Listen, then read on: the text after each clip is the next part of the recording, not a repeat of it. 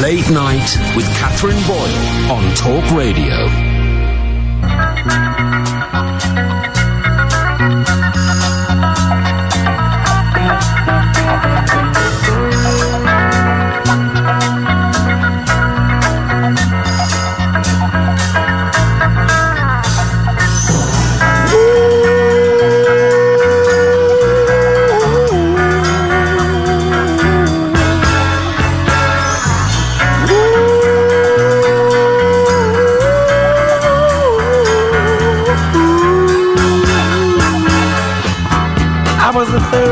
Brother of five, doing whatever I had to do to survive.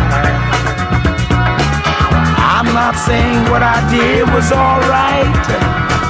Trying to break out of the ghetto was a day-to-day fight. Being down so long, getting up didn't cross my mind. But I knew there was a better way of life, and I was just trying to find. You don't know what you do till you put under pressure. Across 110th Street is a hell of a tester. Across 110th Street, pimps trying to catch a woman that's weak. Across 110th Street, pushers won't let the junkie go free. Across 110th Street, woman trying to catch a trick on the street. Ooh, baby. Across 110th Street, you can find it all in the street.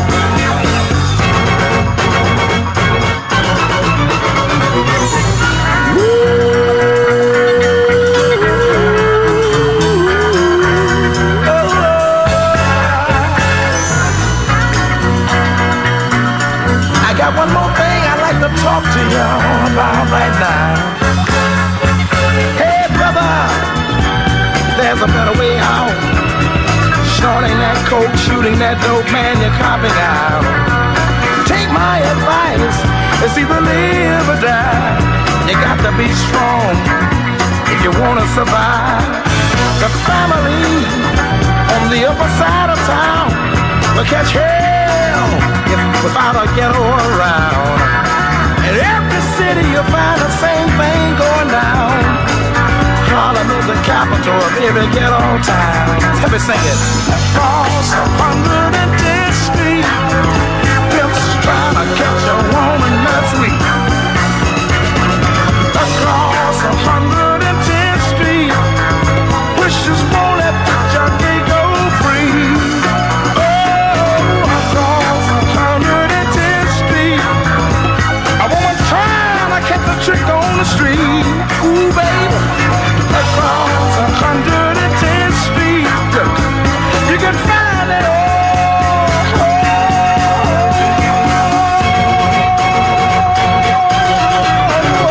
In the street, yes you can.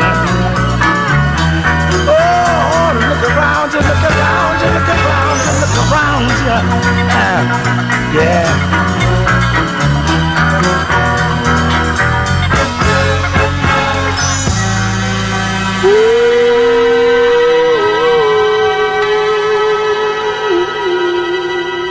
I mean, that's already the best 5 minutes of radio you've heard all day. 0344 499 1000. You're listening to Late Night Alternative with me, Katherine Boyle. So what's alternative about it? Well, rather than stirring you up with a great big wooden spoon, I'm just going to sit back and let you talk about whatever you want to talk about. 0344 499 1000. Don't swear, don't be libelous, but other than that, the floor, my friend, is yours. I'm going to be here right the way through till 1 o'clock. I've got some stuff to talk to you about, but it's by no means the only thing up for grabs. So give me a shout on that number and we'll chew the fat. 0344 499 1000. We've got Alan Caddick on the line already. Of course I have. Hey, Alan. Hey, Kath. Hey, what's going on with you tonight? Well, I'm looking forward to something about happening tomorrow night on ITV.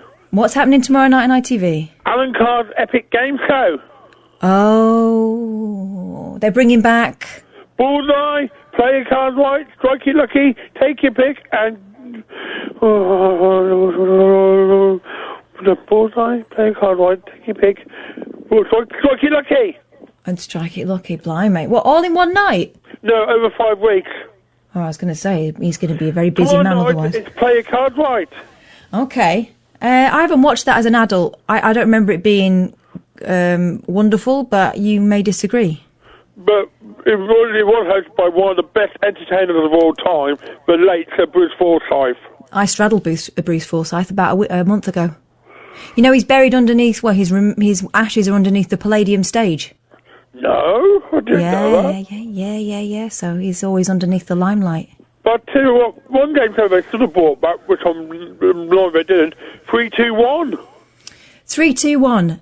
Right, now I did watch that as a kid, and apparently for the adults watching it was just as difficult to work out what those riddles were all about. To mention that, Cav, I'm going to put your knowledge to the test.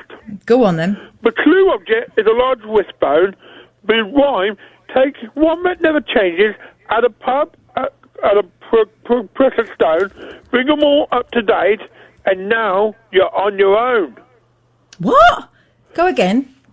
Take one that never changes, at a pub, at a precious stone, bring them all up to date, and now you're on your own. Is the answer a minimizer bra? Well, let me break it down. Take one that never changes, but could relate to dusty bin, which is where you might throw a large wishbone, at a pub and a precious stone, but doesn't really count to dusty, does it? Bring them all up to date, and now you're on your own. One that never changes is a constant. A pub can also be an inn. There's lots of precious stones, but how many go with constant inn? How about oval? Constant oval, up to date, the pride of Turkey, you rejected a 3-2-1 holiday. Oh. How did anyone ever win anything on that programme? That's like a sort of riddle my kids would come up with. You need an enigma code breaker to solve it. I know, it's ridiculous. It's ridiculous. I reckon they chose the answer at the spur of the moment. There was no answer to that. That's impossible. Well, why would you go for Dusty Bin straight away, one that never changes? Because Dusty was always part of the show, and he's always been the booby prize. And remember, if you won Dusty at the end of the show, all you got was a brand new dustbin. I had a Dusty Bin money box, and I had a Dusty Bin container for my Cindy clothes. Well, I've got a Dusty Bin money box, which is like 30-odd years old. And all the pieces are still there. Beautiful. Thank God for eBay. Well, you bought it new. Well, you bought it from eBay. It wasn't yours that you kept. No, it wasn't brand new. I got it about 5 years ago on eBay, and all the bits are still there, because you can change the face on Dusty. You can have different faces. Like Potato Head? It was on that same line, yeah. Yeah, gosh, wow. Endless fun. Endless fun. All right, then. So apart from tomorrow night watching that, what else are you going to do? Well, got the Sunday lunch cooking on Sunday. We don't know what meat we're having yet. We haven't decided yet. And looking forward to the easing of the lockdown on Monday, when we can get back to the outdoor market. Right. Oh, is that what's happening? Well, boys announced it yesterday, but the outdoor I didn't hear anything about the outdoor market, that's all. Well, they're opening on June the 1st, and on June the 15th, all the other non-sales shops will be reopening. And on Monday, we turn a horse racing. Oh, gosh, really? But not with crowds, though, surely? No, it's behind closed doors at the moment. And they're limiting the field to 12 winners in each race. Well, OK. Did you watch the Grand National, the virtual one? I did. Bit of a shock result for Potter's Corner winning. Right. And if it was the World thing, it would have been the first winner for Wales in 100 years. Yeah. OK. Well, there you go. It's all going to be fun for you, Alan Caddick. I'm glad that you're having. You've got light at the end of your tunnel, so to speak. We're getting back to some sense of normality, whatever normal is. Well, I know. I can barely remember normal. Can you? It's strange times we're living in, but we've just got to take each day as it comes. Wise words, Alan. So, where are you living at the moment? Are you with your parents, or are you living on your own? I'm at my mum and dad's at the moment. Okay. And how's that? I'm able to get back to the flat soon. You'd rather be on your own for a bit? Well, we'll just say we've had a few crosswords during the lockdown, but it'd be great to have my own space. Do you know what? I think that there's no that doesn't say anything bad about your relationship with your parents. The fact is, at a certain point in your life, there's a reason why grown-ups don't live with other grown-ups. Yeah, I'm still the baby of the family. It doesn't matter how old I am, I'm still the baby. I know. But you're a man and you want to be a man by yourself sometimes, right? That's why I tend to stay outside and enjoy the good weather. While my mum and dad watch classic Coronation Street. Classic Coronation Street. On ITV3 and classic Emmerdale. Where are they up to at the moment with classic Coronation Street? Well, at the moment we're in 1995, where the brewery's just informed Beth that the Werther's is up for sale. Oh, I think I was still watching it then. Is Deirdre with Shamir yet? Shamir died in 1994. Oh, right, so she's still getting over that. He got stabbed. I remember. He gave Tracy his kidney when he died. Oh, no. And Deirdre's living in a block of flats owned by Mike Baldwin. Oh, yeah. Now, doesn't Mike Baldwin try to rekindle things with her, or am I remembering that wrong? I think that was on his deathbed when he confessed to Ken Barlow that Deirdre loves him, and he died. That was his last words to Ken. I know. What a love triangle that was. One for the ages. Who would you have picked if you were Deirdre? Would you have picked Ken or would you have picked Mike? I wouldn't have gone for a Casanova like Mike. I would have gone for a bit of stability with Ken. Oh, really? Yeah. I would have gone Mike every time.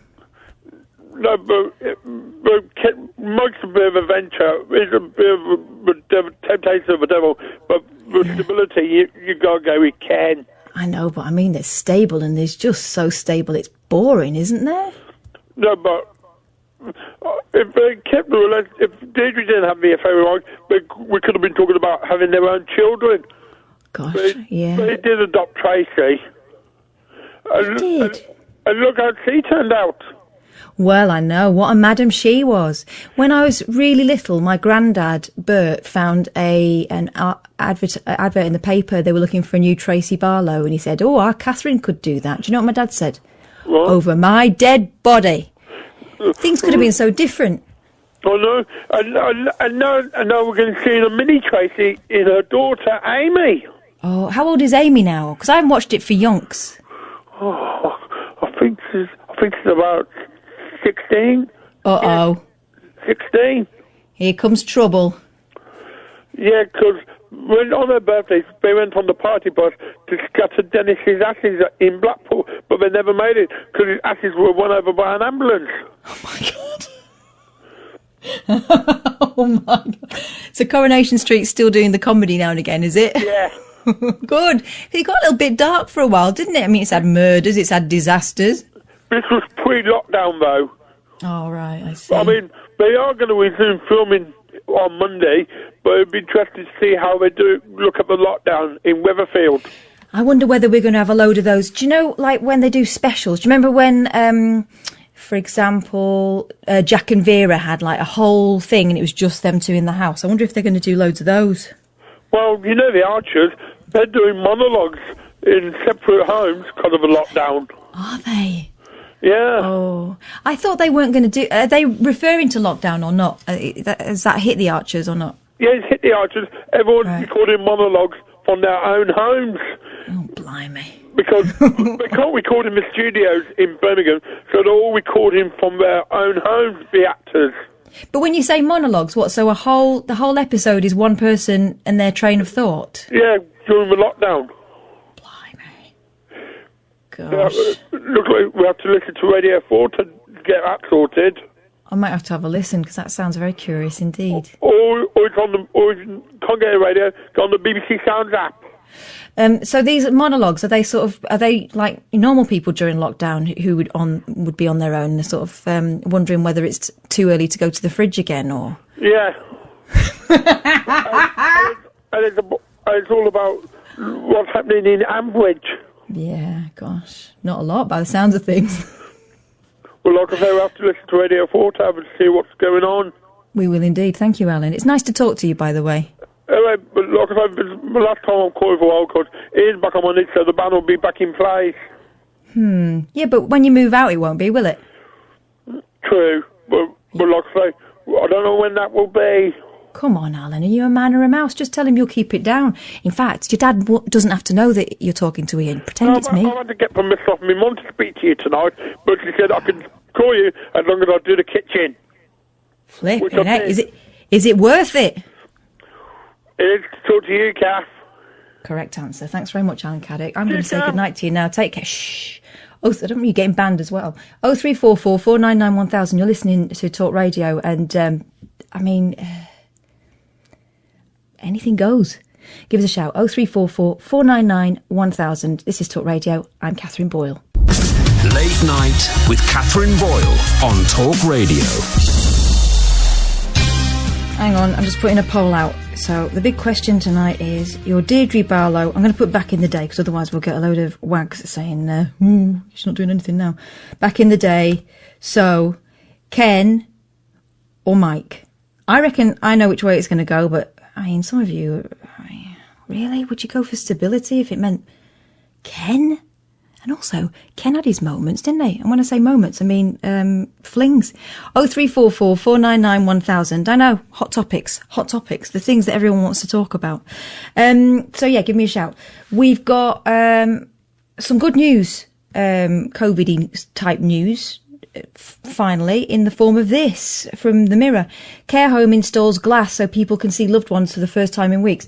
I know a lot of people have been doing the window visits, so if you're lucky enough to have a relative that can make it down to a ground floor, the carers will put them on one side of the window. You can stand in the courtyard or the car park outside, and through the miracle of a telephone you'll be able to talk to each other, like in an old-fashioned prison film from America.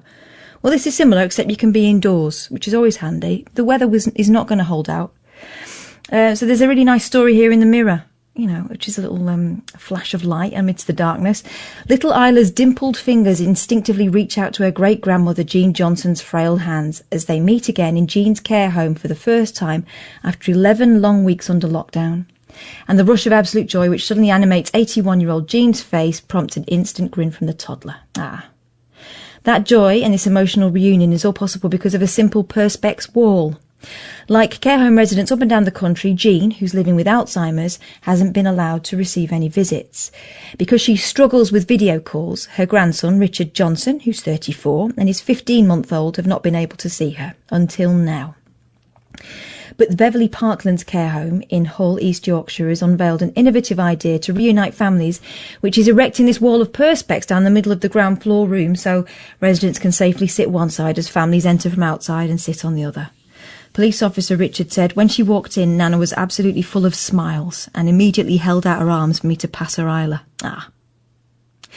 She was holding the glass to touch Isla's hands. Isla was laughing and waving and playing peekaboo with her dress, and it was so moving. I can't give her the cuddle I want to yet, but the fact I can now see her means so much. Our visits reducing to nothing was heartbreaking, and I felt the loss of her.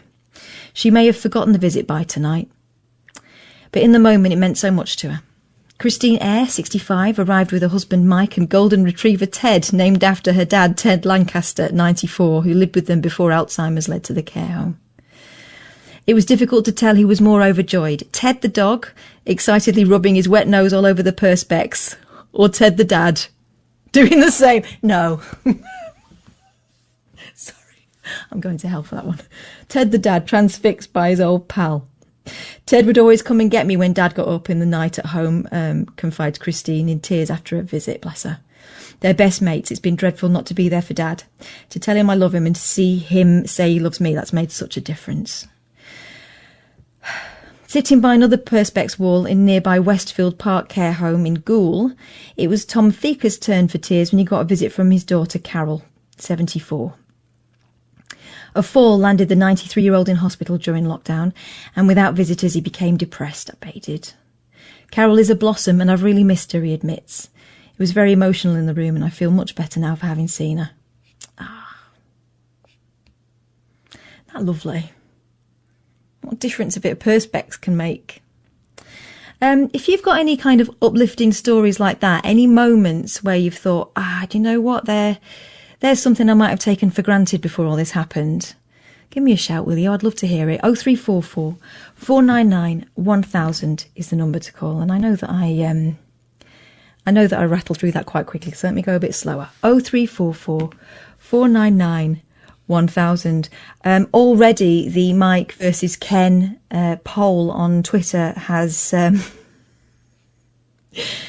started. I mean, it's causing controversy, as you would expect in Twitter. We're in very divided times. Harry Reid says, Mike, come on, life on the edge. Pete Dylan Trenchard, I'm not going to read out what you said, but let's just say he's not a fan of either. Neither is Annie, who would rather shove wasps up her nostrils. Aaron says not on the same frequency as Kenneth. Jason says he's reported it is too controversial. And Jojo says, Mike, I'd never need to buy pants again. Oh, yeah, because he's got a knicker factory. I thought for a minute you were saying something rather risque. 0344 499 1000. And yeah, JJ Frog has sent me something through. He says, did you see the COVID news today? This was about monkeys escaping with COVID-19 samples after attacking a lab assistant. Now, I'm not saying these monkeys knew what they were doing. Let's read this. A gang of monkeys attacked a lab assistant and escaped with a batch of coronavirus blood test samples, it has been reported. The bizarre incident saw a troop of primates launch their assault near Meerut Medical College in Delhi, India. According to local media, the animals then snatched COVID-19 blood test samples that had been taken from 3 patients and fled. But here's the question. What do they want with those samples?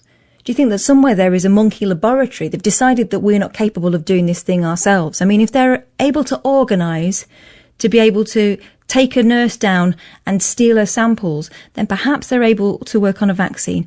I, for one, would be very grateful to welcome our monkey overlords if they could do that for us. 0344 499 1000. Angela's in Coventry. Hello, Angela. Hello, Catherine. Hello. Nice to speak to you again. You too. How have you been?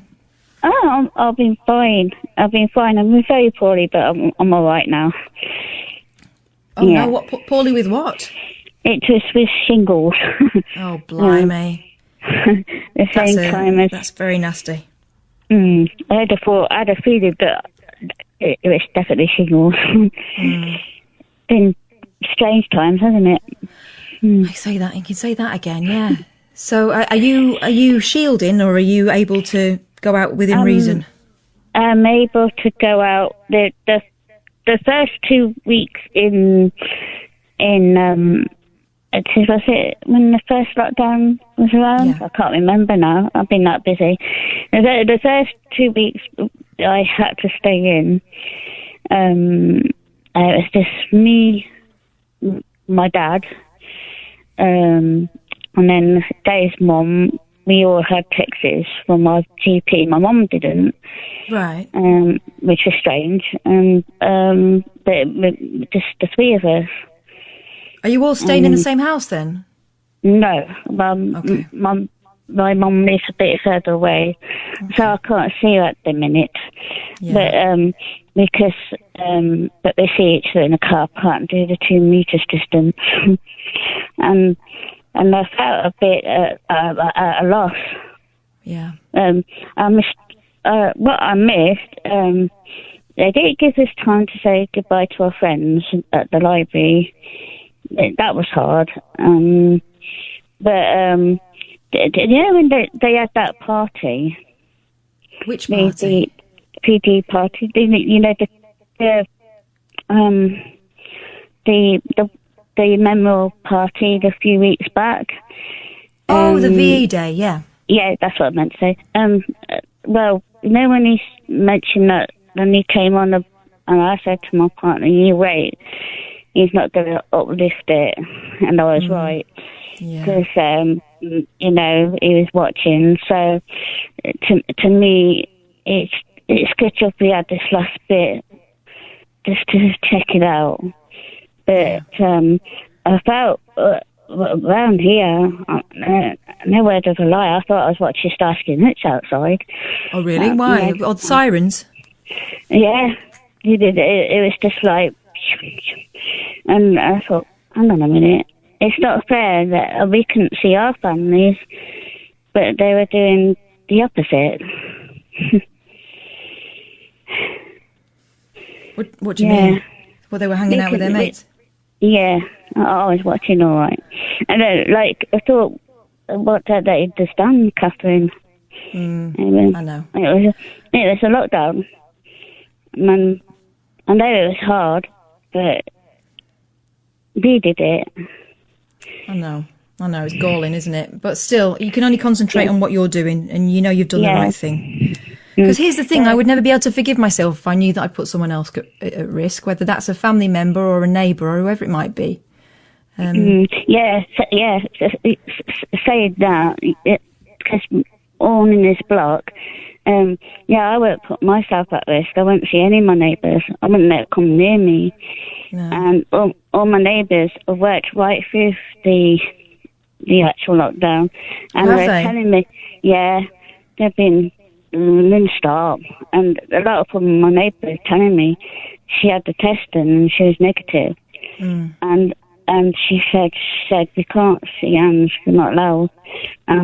My nurse next door, she had the symptoms, and she said it was just non-stop in here. We all pulled together, and we was just like all got close again. Yeah. But they really worked hard, Catherine. Some work nights, and do you know what they had to do? Some of the workers here, they had to take a letter. So they didn't get stopped by the police. They had to have a badge. Yeah. To say they were going to work. Well, this is it. I mean, when I was still going out to work, I was prepared to be stopped, but I never saw anyone being stopped at all. Not even during the sort of very first bit of the lockdown where we were told that we could expect, to be stopped. Never happened. Yeah. Do you miss your friends, Catherine, at work? I miss, I do to an extent. I miss having a little bit of independence. I miss being able to, look smart, go out to work, have a purpose, and it's exciting working in London. I never thought I would say that because I always kind of swerved it and never really understood when my friends were saying, you got to come and work here. And I was never really bothered about it. But, it's, you feel like you're doing something, you feel like you're doing something exciting, and, there's loads of sights and sounds. Whenever I bring my daughters in to town, sometimes they come with me to work just to have a look around and stuff. It's all really it's exciting to them. My eldest always has the window wound down so she can smell all the restaurants and hear the sounds and look at the lights. She finds it really thrilling, and I get that. I completely get that. And sometimes on the drive home when there's no traffic around, it feels like I've got London to myself. It's a beautiful place. It's a really beautiful place. But, I'm willing to hang on. I'm willing to hang on until it's safe, and then I'll go back. Yeah. I'm willing to hang on. I'm willing to hang on for another 3 weeks. Yeah. From my, I can't pronounce the word. Sorry. From my point of view. Yeah. I can see, when I see people in the square, I say 2 meters. Yeah. It's not over yet. I'm very strict. I just miss everyone, Catherine. Yeah. I do. I get that. I get that. And it's going to be strange. I think it's going to be strange being in areas where there are lots of other people, because we've kind of, over the last 10 weeks, started seeing other people as obstacles. If I take the girls out for a walk, for example, we're always looking off into the distance to see, whether there's another family coming the opposite way, or a dog walker, or whatever it might be. And then it's a matter of just making sure we're far enough away for it to be safe. And so they know that we're going to move as well. So we've started sort of seeing other human beings as obstacles. So it's going to be strange, being amongst them again. If and when that happens. Yeah, probably soon. But you know what I found strange? I didn't have enough hours in the lockdown to do all my hobbies. I was like, what do I do today? What hobby shall I do today? Well, you're lucky that you've got something like that can keep you occupied. Yeah, I did. I've always liked my bedroom anyway. I'm just I'm a deep thinker, and I tend to my mind went. I did have my ups and downs. Yeah. But he just wanted to do it slowly, in my opinion. Mm. Did you know the dentists are coming back? Yeah, because I got a text message this morning about the dentist, because my eldest is supposed to have had braces fitted in the last couple of months, and she was all excited about it. And then, of course, everything got thrown out the window, so they're going to start rescheduling appointments soon. Oh, good. Yeah, she's looking forward to it. She wants to go back to school. You know, I don't think she understands why I'm slightly worried about it. But her school's not taking kids back next week. They're going to hang on a bit longer. Mine's the same, my niece and nephews and that. And they want to go back. Yeah. She misses her mates. And I keep trying to sort of prepare her as much as I can for the fact that it won't be the same. And, you know, you're going to have to stay away from each other. And that might be quite difficult to remember for the first few weeks, you know. Although I think, Angela, if I can, I'm going to keep her back until September, unless something radical changes. And by that, I mean that I feel like they'll be safe going back and everyone will be safe when they go back. Then maybe, but at this point, I think, well, why not hang on till September now? I can, you know, I'm at home anyway. I don't need them to go back. I know that a lot of parents are not in that position, but. Yeah, I've been told a lot of college staff have gone back to open up and start working, getting everything ready. I think it's like they're getting all the 2 metre signs around, as I've been told.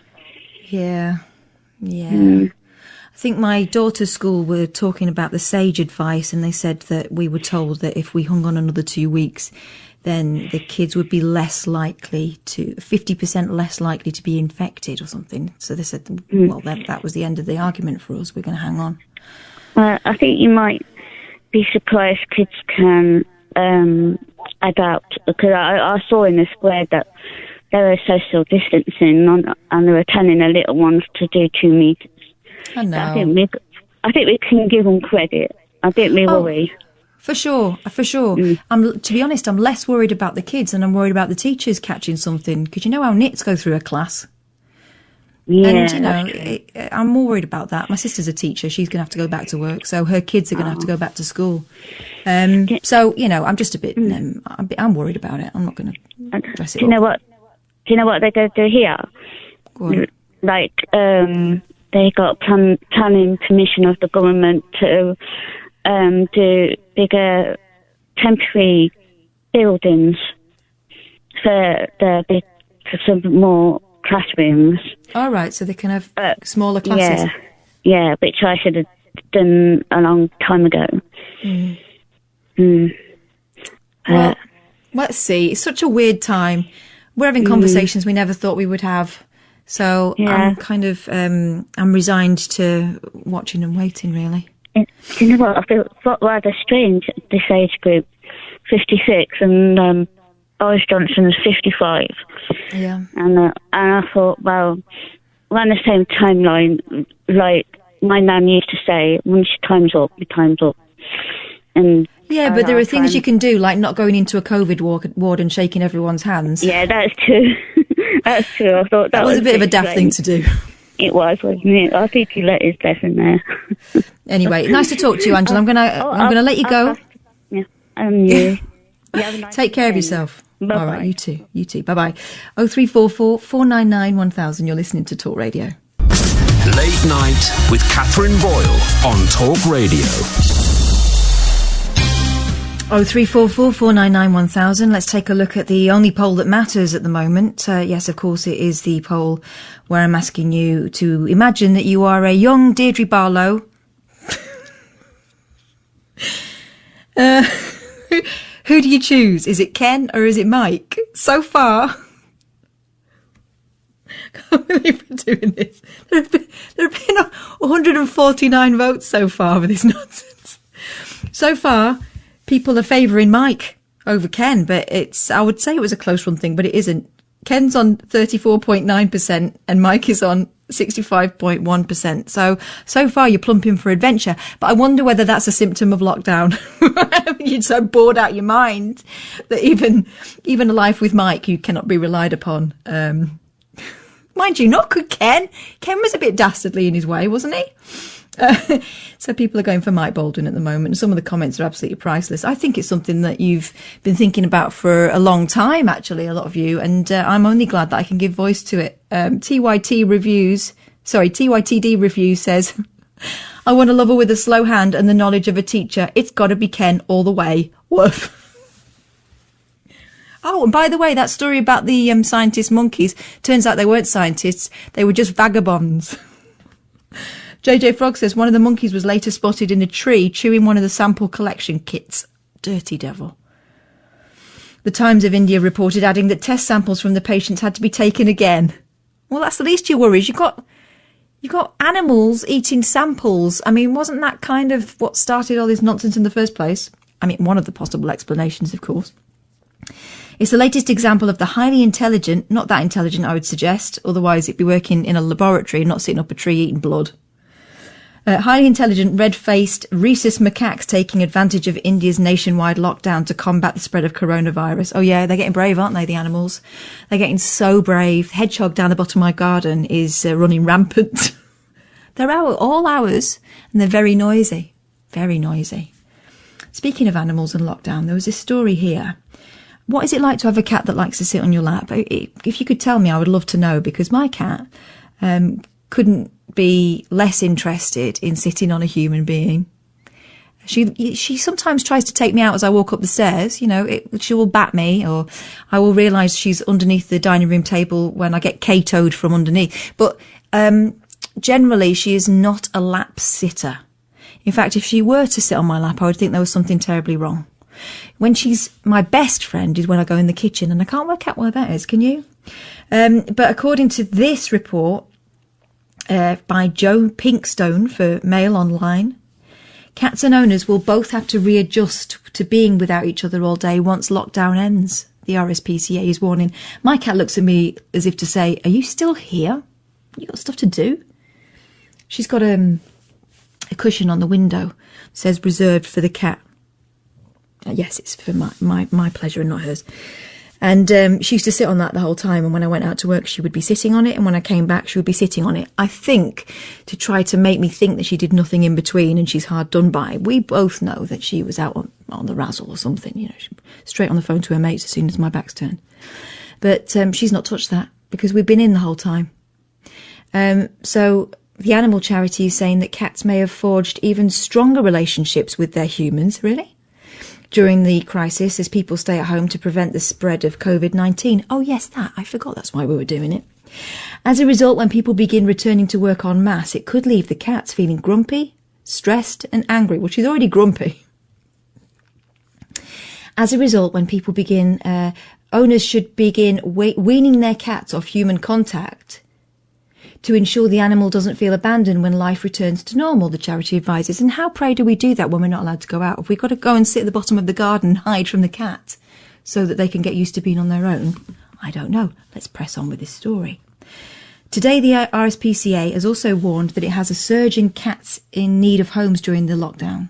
It says there are currently more than 1,000 felines in its care, of which 324 have come to a shelter since lockdown was enforced on March 23rd.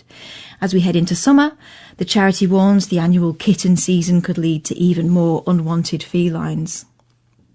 Sarah Tapsell, one of the RSPCA's regional clinical animal behaviourists, said, all cats are individuals, and some may enjoy human companionship and time with people, and some may prefer to sit on your record player and shoot your daggers. That would be mine. This means that there'll be some cats who are enjoying the increased time spent with their owners during lockdown, whereas other cats will be glad to see the back of me. Whichever kind of cat you have, they can be sensitive to change, and so a change in routine can cause stress to your cat. Miss Tapsell says that when change does come as Britain exits lockdown, cats will benefit if their owners make changes gradually. She says as long as dependency is gradually diminished and all their needs are met, they will soon return to their normal levels of independence. Some cats, the more needy variety, will become stressed and frustrated if there's a sudden drop in interaction, whereas others, I think we all know who we're talking about here. Where even is she? Busy doing something else. Others will barely notice the absence of their feeder. Ms. Tapsell says identifying how a cat is feeling is the key to making sure they can make the transition back. Alice Potter, oh God, it's a two-woman job, this. The RSPCA's cat welfare expert adds, compared to dogs, who are highly social species, cats naturally live in fairly small family groups and can often cope with a more solitary life. This means they can sometimes seem aloof to us, really, and at times just want to do their own thing without us. But even if your cat isn't a fuss-loving, attention-seeking lap cat, she makes it sound like that's a bad thing, they can still get stressed from your return to work, so take time to make the transition as smooth and stress-free as possible. Well, how? Oh, we're supposed to make it up as we go along home. Don't overhandle them. Adjust your routine to what it will be when you return to work, feeding times and that. Help prevent boredom whilst you're at work by providing puzzles. What? Oh, puzzle feeders, toys and scratching posts. That's especially important for indoor cats. Not that mine ever uses the scratching post. She prefers the sofa. Your life may become a lot busier after lockdown, but it's important to ensure you still spend quality time with your cat every day. Ah. She'll be glad to see the back. I'll miss her. She'll be glad to see the back of me. 0344 499 1000. Let's have a word with Wayne. Hello, Wayne. Hi, Catherine. That's a very interesting story, that. Oh, well, I mean, it is if you've got cats. If you've got dogs, it seems they're going to miss you whatever happens, because they're easily pleased, aren't they? Well, you're right there. I mean, that's a worrying thought about people are buying cats and dogs for companionship and suddenly gone back to work. Yeah. And I know I've got 3 dogs now, may end up with another 2. I know you and Ian would not see a cat homeless, so we'll probably end up with all of them. Well, you say that. I'm not allowed anymore. But Ian, I think Ian's going to end up with a house crawling with them. And he'll be happy. I know, and I'd be happy if I could film the bungalow up with dogs. But so how many have you got already? You've got 3 now? I've got 3. I started off with 1. Yeah. And I bred her, and she had 3 babies. And obviously I had to let the studs owner take the pick of the litter. Right. And I did get reported to the local authorities regarding the 3 dogs, but luckily my neighbour stood in and says, no, that one's mine, so... Oh, I see. Right. What, are you living in council accommodation or something? Yeah, but I'm in a bungalow. Right, and okay. Bungalows are restricted to 1 pet only. Well, yeah, there's probably a reason for that. Well, you've got 3. How big are your dogs then? Well, the mix, Catherine, between Pug and Chihuahua, so I don't know what the abbreviation word is for that. A Chihuahua? That sounds good. Or a chug? A chug? Hey, yeah, chug. Yeah. And what are they like temperament-wise? Are they all right, or are they yappy? No, they're not. No, they're not yappy. I mean, I've been calling you for quite a long time. You've never heard them in the background, have you? No, I haven't. No. No. If another dog's to walk past, they give it the big one. Of course they do. They don't like women. Oh. Yeah, so that didn't help me with my street cred.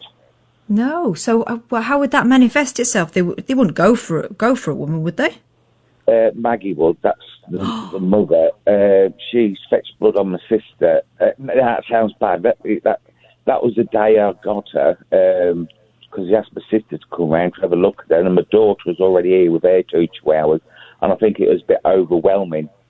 Yeah. And but what it is, if say like Ian's to walk through the gate, she'd be fine. But you, I don't know what it is. I don't know.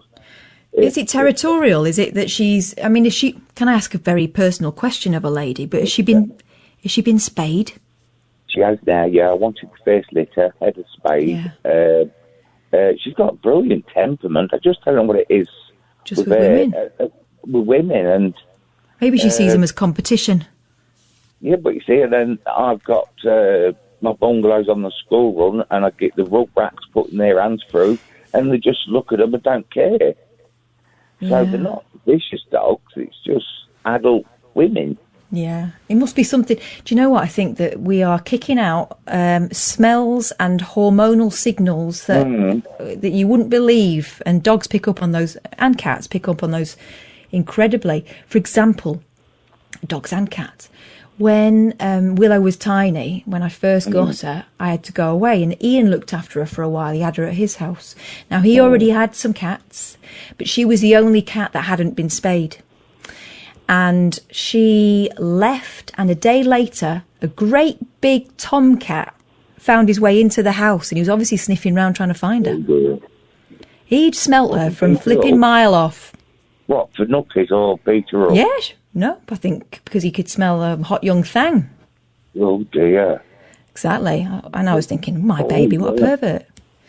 I tell you what happened. Sorry, Catherine. Go on. When I had my first child, next door neighbour had a cat, and this really did frighten me. And she was also pregnant with their first baby, my next door neighbour. Yeah. And I don't know if they still do it, but I think they put a net over the cot. Yes, because they used to worry that the baby would get suffocated by the cat if the cat claimed the crib. I did witness it. I went to check up on Kirsty, and the baby, it wasn't laid on her face, like it was just laid at the side of her. Now, I'm not a fan of cats, please don't, but I did when I happened to the cat, but the lady said if that's the case, Wayne, I'm going to have her put to sleep. Yeah. Oh, blimey, that's sad, isn't it? But I pet the cat. Yeah, well, quite right. No, that's true. I mean, yeah, so she had the cat put to sleep. She had it put to sleep? She didn't rehome it? No, and that was awful. And I said to her, please don't. She goes, Wayne, you've got to understand. She goes, if I'm having a baby and that same happens... Oh, I know, but I would rehome it, wouldn't you? Well, she should have done, I mean... Well, that's very sad. That's very sad. Poor cat was just doing what cats do. It is what they do. And I also remember years ago I was living on a farm, and one of the land workers, lady, she was pregnant. Yeah. We got stopping in this van, and all these rats was making a beeline for breast milk, and that that really freaked me out. They sensed that did freak me out. That is the strangest thing. My sister had a cat when I was pregnant, and obviously then after I'd had the baby, and we had been really good pals up to that point. But as soon as I got to a certain stage of pregnancy, the cat started being really wary. And then when I'd had the baby, it would go for me. Oh, sorry. Yeah, it became my nemesis. Now, this cat used to sit on the stairs, and my sister never believed me because he was her little baby and she was goo-goo over him. But he used to lie in wait, and I swear to you, Wayne, he used to wait till no one else was watching, right? And then he'd go for me, and he'd be hissing, and his back would be up, and his tail was all fat. Or he used to sit on my mum and dad's stairs, because they quite often sort of cat sat for him. And he used to, like, go for me through the bars as I walked by. Yeah, and we can't work out whether he was being protected towards the baby or I was kicking some sort of smell out that he couldn't bear. Don't me wrong. What did you say? It was your sister's cat or your cat? My sister's cat, yeah. My sister's cat, Elvis. Yeah. He was mean. It was like a Disney cat. You know, like a great big fluffy thing, but wicked. He was really horrible to me, that cat. Oh, you've got to be on your guard, haven't you? I mean, like at the minute, I mean, I've got all bed aviaries, but they probably take a bed out once a week, and it's a cat's natural instinct. Yeah. But you mentioned hedgehogs earlier, Cat. Could I just pick up on the hedgehog? Yes, go on. I remember this, yeah. Oh, you're the hedgehog man, the hedgehog whisperer. That's it. I turned the dog kennel into an hotel for him. I remember you now, of course I do. Yeah, well, one's heavily pregnant, so there's some big babies hanging about. So, but what I was going to say, it's shout out on behalf of hedgehogs, because of the lockdown, people are doing like extreme gardening. Oh, right.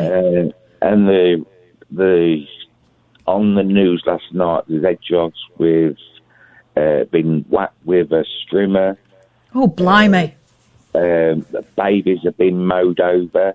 It's not a nice subject, sorry, but I just like... So the hedgehog sanctuary is overwhelmed with hedgehogs, what's been whacked with a strimmer, stabbed with a fork, etc. It's just gone. Because I think people are really going extreme on the garden, which is nice. Yeah. Because obviously they're now getting round to jobs that they've managed to swerve for years. Exactly. There's no swerve in it, is there? No, and you say you've got an hedgehog now, have you? I've got a couple. We've had them for years. I mean, it must be, I don't know whether they come back to the same place to have babies, but we've always had hedgehogs underneath the decking at the back of the garden. In fact, the kids have got a playhouse on top of it that their grandparents bought them. He came into a bit of money and said, what should we spend it on? I was like, let's get him a playhouse, because I always wanted one as a kid. So we got this playhouse, and I was in there painting it one night before they were using it, and there was this almighty racket, and it sounded like a great big dog sniffing at the wall, but it was so close. It obviously wasn't, because we've got a brick wall at the back. It wasn't that. It was really close. I sort of stood outside, dropped my paintbrush, stood outside, and I thought, where's that noise coming from? And it was a hedgehog, and they're living underneath the decking. And there's a couple, because there's one slightly smaller and one big one. And they don't have snuffle. Yeah. But they've been out during the day, which I thought was a no-no. Yeah, I can't believe the noise what comes out of the little thing, because when my dogs go out, which I'm looking on the garden now, so to run about, and if they don't hiss at the dogs. Yeah, they don't seem bothered by Willow. Willow kind of has seen them and stared at them. She's not gone for them or anything, but I bring her in after a certain time of night, and I put food out for the hedgehogs. So she comes in, the hedgehog food goes out, and all the doors get locked. That's what's going on at the moment. Anyway, we're going to have to leave it, Wayne, because I've got to hit the news dead on, and I'm not very good at this, so I'm going to take a run up. Can I just ask you, did you get my... I got on tweet today... saying what a great show we've had all week. Did you get it?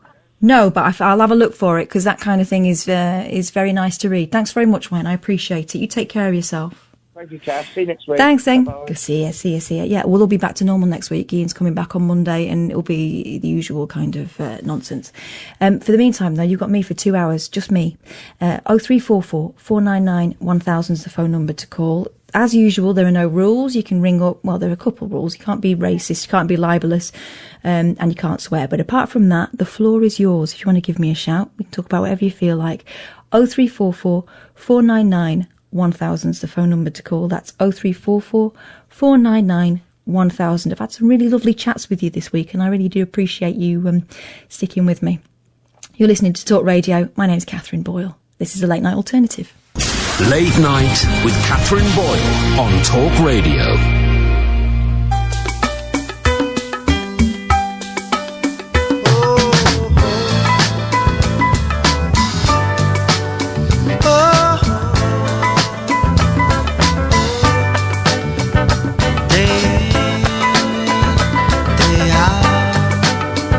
Sidewalk sleepers turn about day by day. The work gets done day by day. Another war goes on. Tell me where I'm going. What's the future showing? Where are we headed? With all that's going on, where are we getting?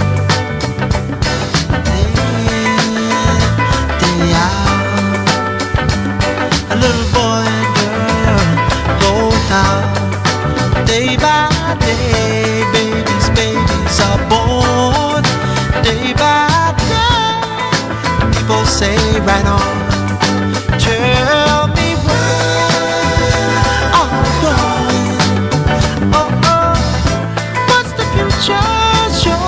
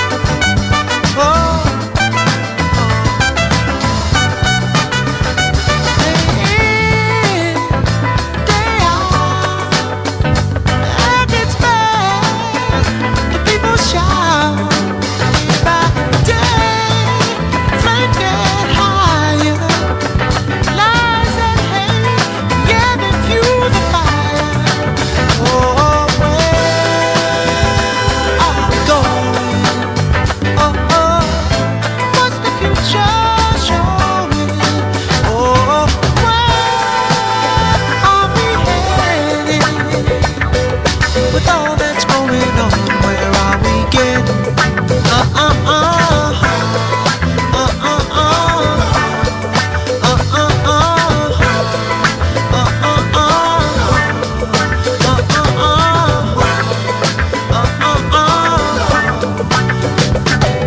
With all that's going on, where are we heading?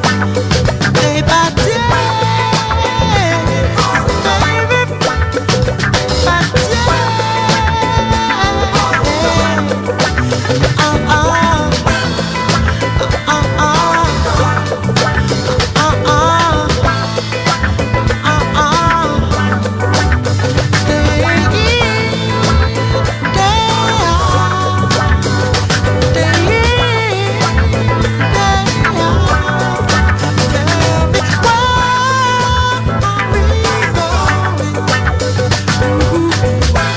Oh, 0344 499 1000. You're listening to the Late Night Alternative. I'm Katherine Boyle, and I am flying solo for the next 2 hours.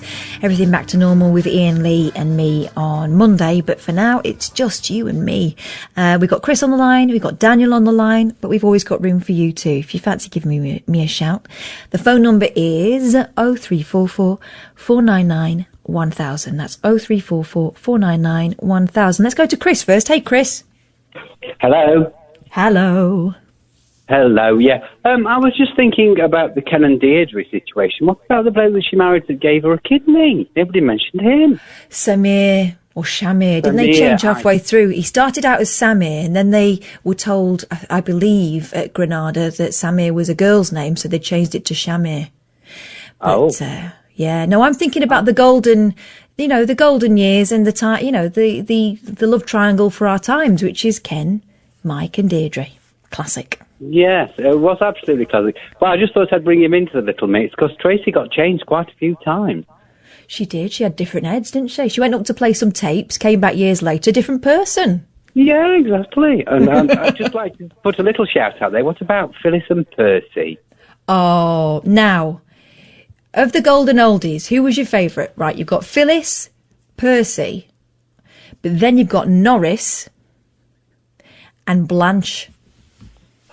Well, I could go back even further than that, and I could say Ina Sharples. Ina Sharples. Now, she had a face, didn't she, that woman? Yes. Looked a bit like one of the bulldogs that the young girls have now, like them little peach things. She had a face, a comical face, but she could really... oh, my God. I never saw her in action because she was before my time, but... you're a little bit younger than me then, lovely. But I recognise the image. I recognise the image with the hairnet and the face. My God! But my grandma Lillian, my auntie Sandra, her daughter used to say that when Grandma Lillian came out with outrageous things, she used to say, "All right, Blanche," yeah, because Blanche had a wicked tongue, didn't she? Well, yeah, wicked.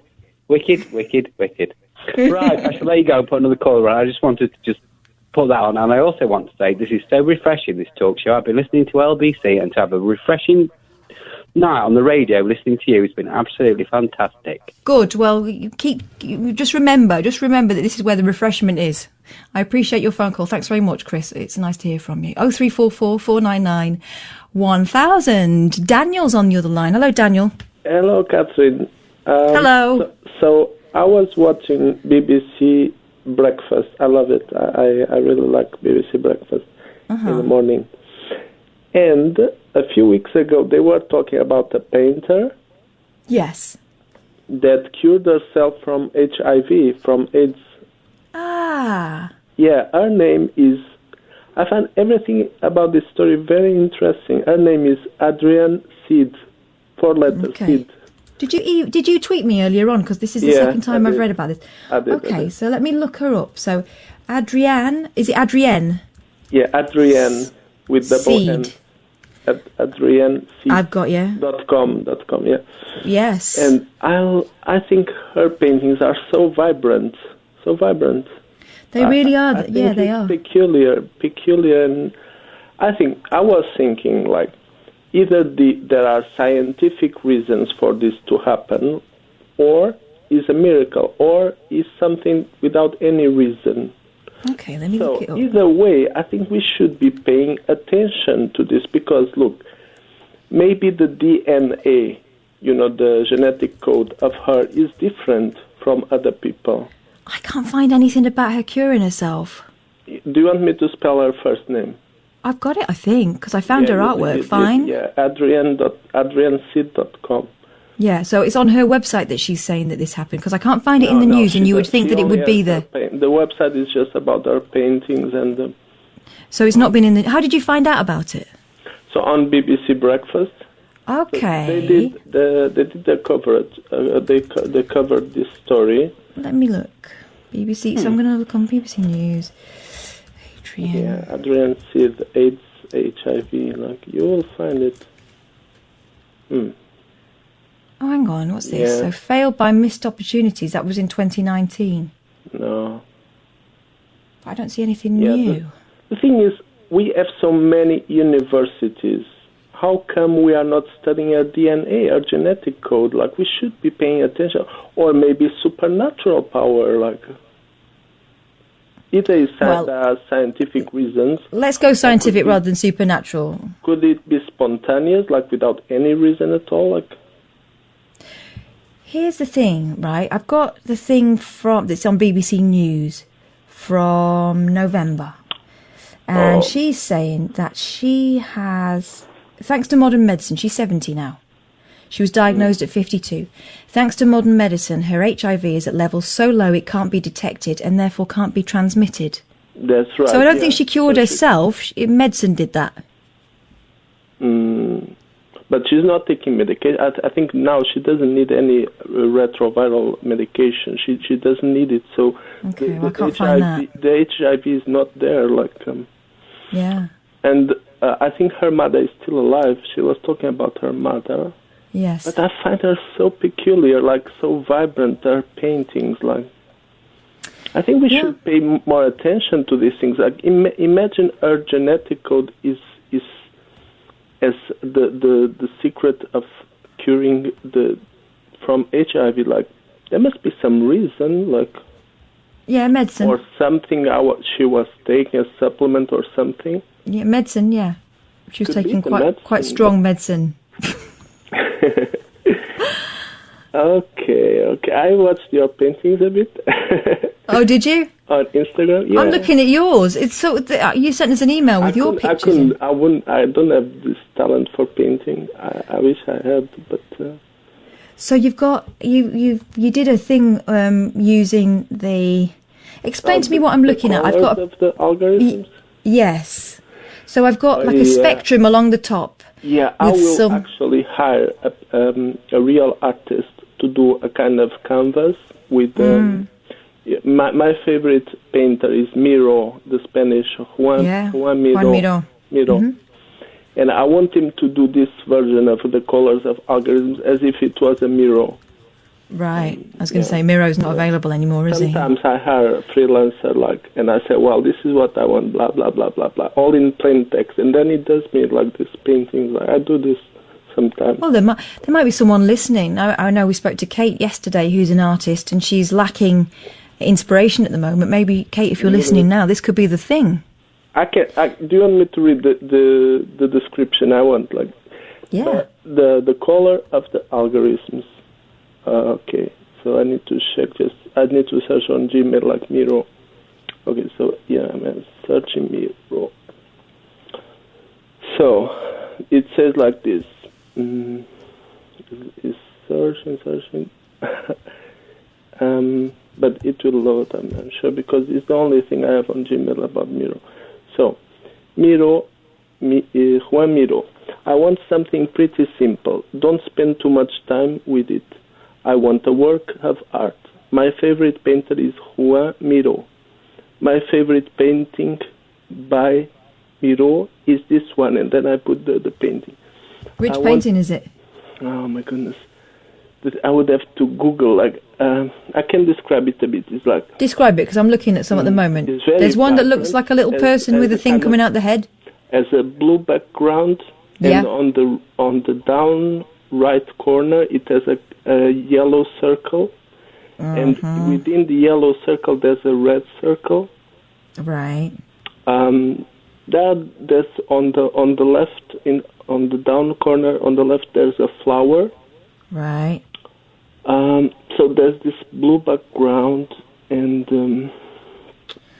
I'm trying to find it. Mirror. I'm finding all kinds of other stuff. If you search he on painted a lot, didn't he? You know, when I want to see something beautiful, I always search on Bing. I don't search on Google. I always search on Bing for beautiful things. Maybe I should search on Bing. If I search on Bing, will I get that straight away? Yes. So I'm going to go into Google and ask how Bing. On the top left corner, it has a star, a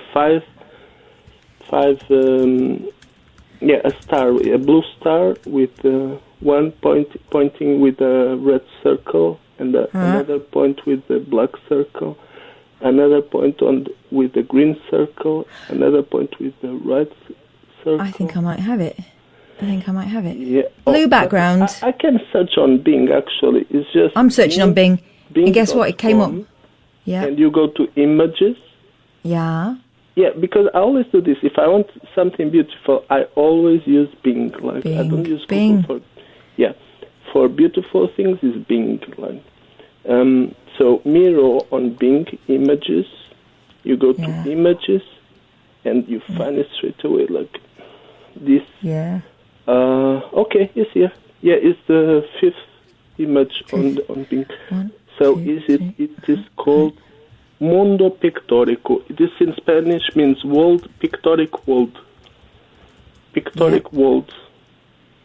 So I would get this inspiration, and so you would do the colors of algorithms that I did without any words, without any lettering. So the description says like this. So my favorite painting by Miro is this one, and the pictoric world. And then I want it in SVG format, because SVG means scalable vector graphics. Means you can always scale it, and you don't lose any quality. Yeah, you don't want to be faffing about with scale, do you? No, you're right. Yeah, it scales. And the size is up to you. A long time ago, when I was a kid, I created this image, and then it has this work of art of mine, the color of the algorithms. And then I am not an artist and don't have any graphic design talent, so it doesn't look like fine art, but rather as a piece of crap. It is called Colors of the Algorithms. I was interested in explaining these things to birds. Yeah, there's so much I can say about that, because I have these ideas that we could be explaining things to birds. Yeah. So things like the distance between the planet Earth and the planet Moon. Why do birds need to know that? They don't need, but it's like making love. You are explaining. That doesn't need to happen either. But yeah, I have this idea. We could have like this EastEnders, like soap operas, would be a reality show soap opera. So it would be part fiction, part real. Yeah, what, like Towie? In our backyards, in our gardens, we would have these constructions, and the laser could be just moving around as the sun goes around, and we could explain that the proportions between the planet Earth and the planet Moon and the size of the sun, all these things, we would be explaining these things to birds anyway. To birds, yeah. This is the bit where it falls down for me. I'm with you until we're starting explaining things to birds, but okay, someone's got to have the idea, haven't they? Yeah. So I want you to create an image with your fine art that makes a new version of the Colors of Algorithms. Okay. I don't want the letters and words involved in the new version. Just something simple and beautiful and vibrates with this inspiration. Okay. See other art someone created for me that I loved, and then I have the links. I can send you this email. Yeah, send a tweet and I'll retweet it, because there may be an artist listening who wants to vibrate with inspiration. Mm-hmm. And this could be the thing. Nice to talk to you, Daniel. I'm going to say goodbye for now. Thank you. Night. Bye-bye. 0344 499 1000. Any takers? This is Talk Radio. Late Night with Katherine Boyle on Talk Radio. You know, sometimes you try and build something beautiful and you make the mistake of taking it to Twitter, the home of whataboutery, right? I'm asking you a very simple question. You imagine yourself as Deirdre Barlow in her pomp, right? In her big glasses. You imagine yourself as Deirdre Barlow. You have the choice. You've got Mike, you've got Ken. So stop throwing Samir at me. I've got someone now suggesting, what about Percy made gravy under shellfire Sugden? He always had a twitch in his tash when she walked past. Filthy pig. No, just the two. Let's keep it simple. Let's keep it simple. Mike or Ken? Mike or Ken? I mean, Deirdre had enough trouble deciding between those two. Let's not bring anyone else into the equation at this point, shall we? I mean, there's all next week for that. 0344 499 1000 or go to Twitter. I am Flippin' Kath and that's the question tonight. I mean, I know we're 15 years too late, but still, it's something that's on my mind. I'm sure it's on yours too. 0344 499 1000. Kate's got in touch with me on Twitter. Kate, the artist from last night, saying, God love Daniel and his passion. I'm looking for inspiration, but that is way out of my league. I hear you, Kate. I completely hear you. Hello, Michael. How are you? Hi, Kathy. I'm good, thank you. Good stuff. Just wondered, do you know when the pubs are going to open? Let me have a little look. You mean they've not rung you? I'm desperate, Catherine. Weatherspoons, anything. Pubs reopen. I'm just going to Google it. UK. This is. Oh, maybe I should Bing it. But you Bing for beautiful. What we're doing is we Google for booze. Well, 2 days ago, the Daily Mail suggested pubs and restaurants could open next month, as Boris Johnson says roadmap is moving faster than previously thought. But then, let's just pinch of salt there. Thank goodness. Could be allowed to reopen as early as next month after the Prime Minister ordered a review of the 6-foot social distancing rule. Yeah, they want one, don't they? The guy from Weatherspoon says that it's 1 metre rather than 2 that will help him get back on his feet. Yeah. What do you reckon? Would you go to a Weatherspoons or a... Is that what you're thinking, or is it your local pub you're after? Yeah, I love a Weatherspoons, but not sure how it's going to work with the social distancing, to be honest. But yeah, it's and I know it's all going to go to pot after the first 3 pints. Yeah, exactly.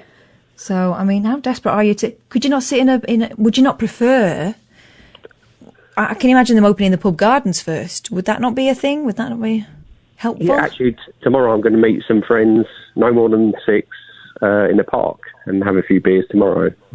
Social distance, so that's a start, isn't it, I suppose? Yeah. But are you living on your own at the moment, Michael, or are you just... Yes, I'm on my own, yes. Yeah. So you've been fantasising about getting back together with your mates and the beers? Absolutely. It's much needed, so, Yeah. So have you been sort of occupying your time, if I might ask? I've been working all through, so I work for the bank, so we can work from home, and So I've been occupying my time with that, and being honest, how much work has got done? Actually, quite a lot. Yeah, because there's no distractions. Yes, I'm helping customers with these business loans, so we've been very busy. Ah, right, okay. And what do you reckon? Are you going to have? Is it going to get busier for the banks from now on? Yeah, I think it's going to remain busy for a long time. So, but we've been told we've got to work from home for until at least we can't go back to London until at least October. Really? Okay, they've already made that decision. Yes, they have. So I've got to get used to this, Catherine. So what's the situation at the moment? Do you work in branch, or are you like at a head office or something? I work in the head office for NatWest, right. Yeah. So, I do miss going into London, to be honest. But there is a thing, I also moan about it. I don't miss the commute necessarily, but I do like not working from home. I like to be somewhere where it's, I'm obviously at work. Do you know what I mean? Does that sound nuts? No, absolutely. It's I thought I was always, thrilled at the chance of working from home all the time, but now it's come here. It's not so great. No. Do you get on with your colleagues at work? Do you miss them? Yeah. With Zoom most days. So right. Oh, and are you still doing meetings that way, or is that Yeah, just... yeah. Yeah. Okay. Still Zooming every day, so yeah, it's all good. I zoomed in to your you and Ian thing last Sunday? Oh, yeah, it was. God, it seems like ages away now, doesn't it? Yes, it was good. I enjoyed it. Oh, thank you. I'm glad. I'm really glad. Well, you know, it's we've got to find different ways of doing what we do, haven't we? And I tell you what I find really interesting, how quickly businesses, companies have adapted to working from home, because they've been saying for years, oh, yes, you know, the office of the future will be your home. But I don't feel like there's been much of a drive to get it sorted out. It turns out they turned it around pretty quickly, most places, and it works. Yeah, I think this could force a change for a lot of companies. I think there's rumours that we could be working from home for, you know, the foreseeable future now. Yeah. Because we can, and it's going to save them loads of money, so we'll see what happens. Loads of money, but I fear that people are more likely to go nuts. Yes. Yeah, possibly, but we'll see. Well, yeah, we will see. That's all we can say at the moment, isn't it, really, Michael? Because things change so much. Yeah. It's nice to speak to you, but thank you for ringing me up. Thank you, Katherine. And when the pubs reopen, I'll be thinking of you. 2 metres, though, Michael. 2 metres. Of course. Thank you, Katherine. No problem. 0344 499 1000 is the number to call if you want to give me a shout. I can't give you any specific information about the opening of pubs because that responsibility was taken out of my hands. Obviously, I'm far too irresponsible to be trusted with it. But anything else we can talk about, and you know, I could Google for you. It turns out I've been doing it all wrong. I should have been binging this whole time. 0344 499 1000. Fake Sheila is appalled by the question, even, of Ken versus Mike. Honestly, who'd vote for Ken, she says. Hands up now, weirdos. Mike leads to Danny the Chase Baldwin. Then Jamie, Family Affairs Baldwin. I haven't watched it since then. As we're going retro, Jack or... No. I'm not going there. I'm not going there. 0344 499 1000. So we've done the cats thing. Oh, this is something I saw. Hang on. Let me find it. Oh, now this. I'm going to file this loosely, this story, under brain farts, because I think even the most normally wise person can have moments where they do something so stupid, so daft, that it has to be put in the collection of stories about them for the rest of their lives, usually by a family member, and I'm going to say normally by a sibling. For example, the story I've got about my sister, but I'll tell you, I've got so many stories about my sister, but there's one in particular which is just, and sums her up, just the moment of it. But this one, nursery teacher, 18, left red face after moaning her candle had disappeared. Have you heard this one? This is from the Daily Star. A bemused nursery teacher complained her sister's candle gift disappeared when the wax melted. Charlotte Heckerman brought her sister Amy a scented wax melting pot and tea light to burn inside to release the odour. But Amy was fuming when the candle vanished after burning for 4 hours. She texted Charlotte, 21, at 4 a.m. All the best texts get sent at 4 a.m. saying she was confused and, I quote, upset that her present had disappeared. In a hilarious message, Amy asked her sibling, where's my wax candle gone? Charlotte said, that's what happens when you burn a candle. Amy blasted back, so got to get a new candle? Didn't tell me this. Cheers, son's crying. I don't know why her son's crying about this. It's 4 a.m. Charlotte reminded her sister she'd seen her replacing her own candles, but Amy just said she thought her sibling had, and I quote, OCD, and then sarcastically branded her a candle expert. She doubled down. The teen claimed she'd never had a candle before and assumed they lasted years because family members seemed to pull the same ones out every Christmas. Salon manager Charlotte from Manchester shared her sister's comments online in a message exchange that went viral. Of course it did. She said, I thought it was common sense, but clearly not. She texted me at 4 o'clock in the morning and said, are you awake? I thought she was joking. I asked if she was being serious. She said, yes, I'm being serious. Where's it gone? I was laughing to myself in bed. She's quite clever, so I don't know why she didn't realise. I'll be teasing about that for years to come, and she'll be getting a candle for her birthday. Of course she will, because you're a big sister doing it right. Amy said she was glad her sister had put the messages online because others had admitted they would have thought the same. Oh, come on, no, they wouldn't. It's the first time I've had a candle to myself, she said. My family have had them, but I think they just blow them out. The wax just stayed in. I was so confused. But I'll definitely go out and get some more candles now because my room smelled lovely. Oh, bloody hell. That reminds me of my mum's story of when she first got married, she said, and she was trying to, delight in the kitchen. She thought she'd try something a little bit more sophisticated. So my dad came home from work and said, "What's for tea?" Her mum said, cheesecake and chips. And then there's a story, and by the way, the beauty of having your own radio show is that they can't tell you the stories they've got on me, and there are plenty. But there's a story about, and this is quite a recent one, my sister's husband is in the RAF, and occasionally they have your bring your family to work days, right? So she goes onto the base, she goes through the checkpoint, she gets to the security section, and they kind of give them the talking to, saying you've got to switch your mobile phones off and leave them here. Can you leave mobile phones, laptops and any tablets here for proceeding on into the, high security building?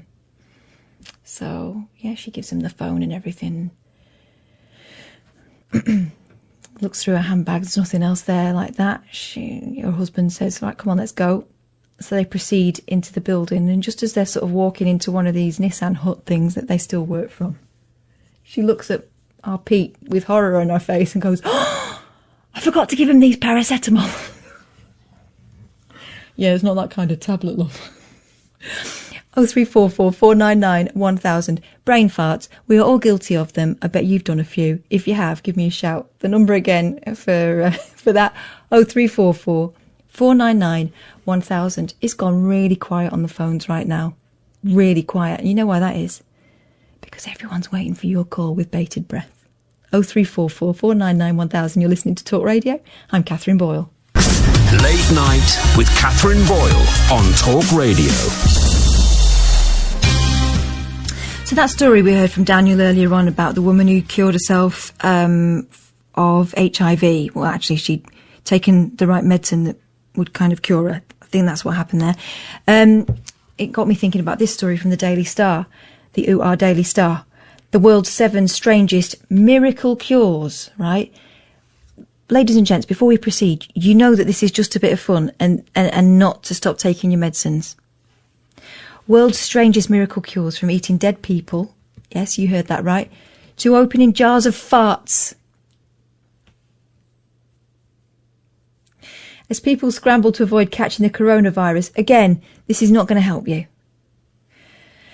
As people scramble to avoid catching the coronavirus, before the advent of modern medicine, folks sought out any remedy or miracle cure to alleviate their agonising pain, but in many cases, the treatment was just as bad as the illness, you don't say. Bogus cures have caused more harm than good throughout human history, with countless people reaching for any remedy to ward off death, even if all it did was speed up the inevitable. You know the thing, when people, and we use this phrase a lot on this show, about blowing smoke up your jacksie. That was a cure in the Stuart times. I know this because I watch horrible histories. But Stuart cure, see, don't take my word for it because my mind is muddled. Stuart cure, smoke, backside. Right? I'm Googling it. I'm not binging it. What is smoked back bacon? No, that's not it. Why has that come up? I mean, it does look delicious, but that's not going to help us. Stuart medical tobacco. That's what it was, tobacco smoke. Oh. Let's have a quick word with Simon while I'm trying to find this. Hello, Simon.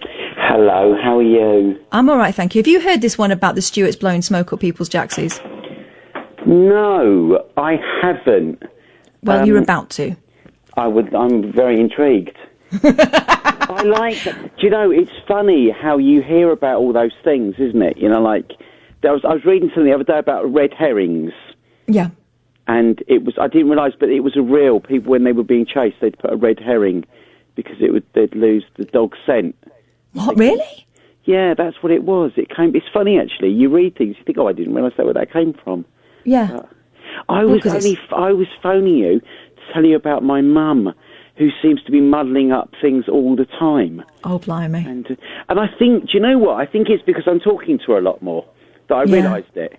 Whereas before lockdown, we had very quick chats, and she comes out with these things. The other day I was there, and she was telling me about our friend's son who'd gone to Asda, and she was saying about how good Asda is because you can do a click and collect, and they take it out to your car and put it in your car, the stuff in your boot.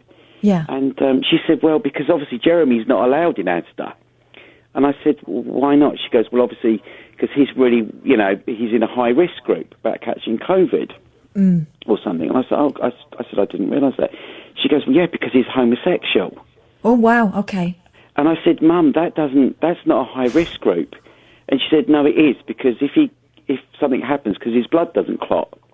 What? And I was like, I said, no, his blood's still going to clot. Why would his blood not clot? She goes, well, because of being homosexual. I said, is he a haemophiliac? She goes, oh, is that what I mean? And you know, when you're saying, please don't have conversations with anyone, just... And she's like, is that what I meant? I didn't mean that. I was like, no, Mum. No, you're really in danger of insulting people. Because you're daft, you'll get away with it. But yeah, God.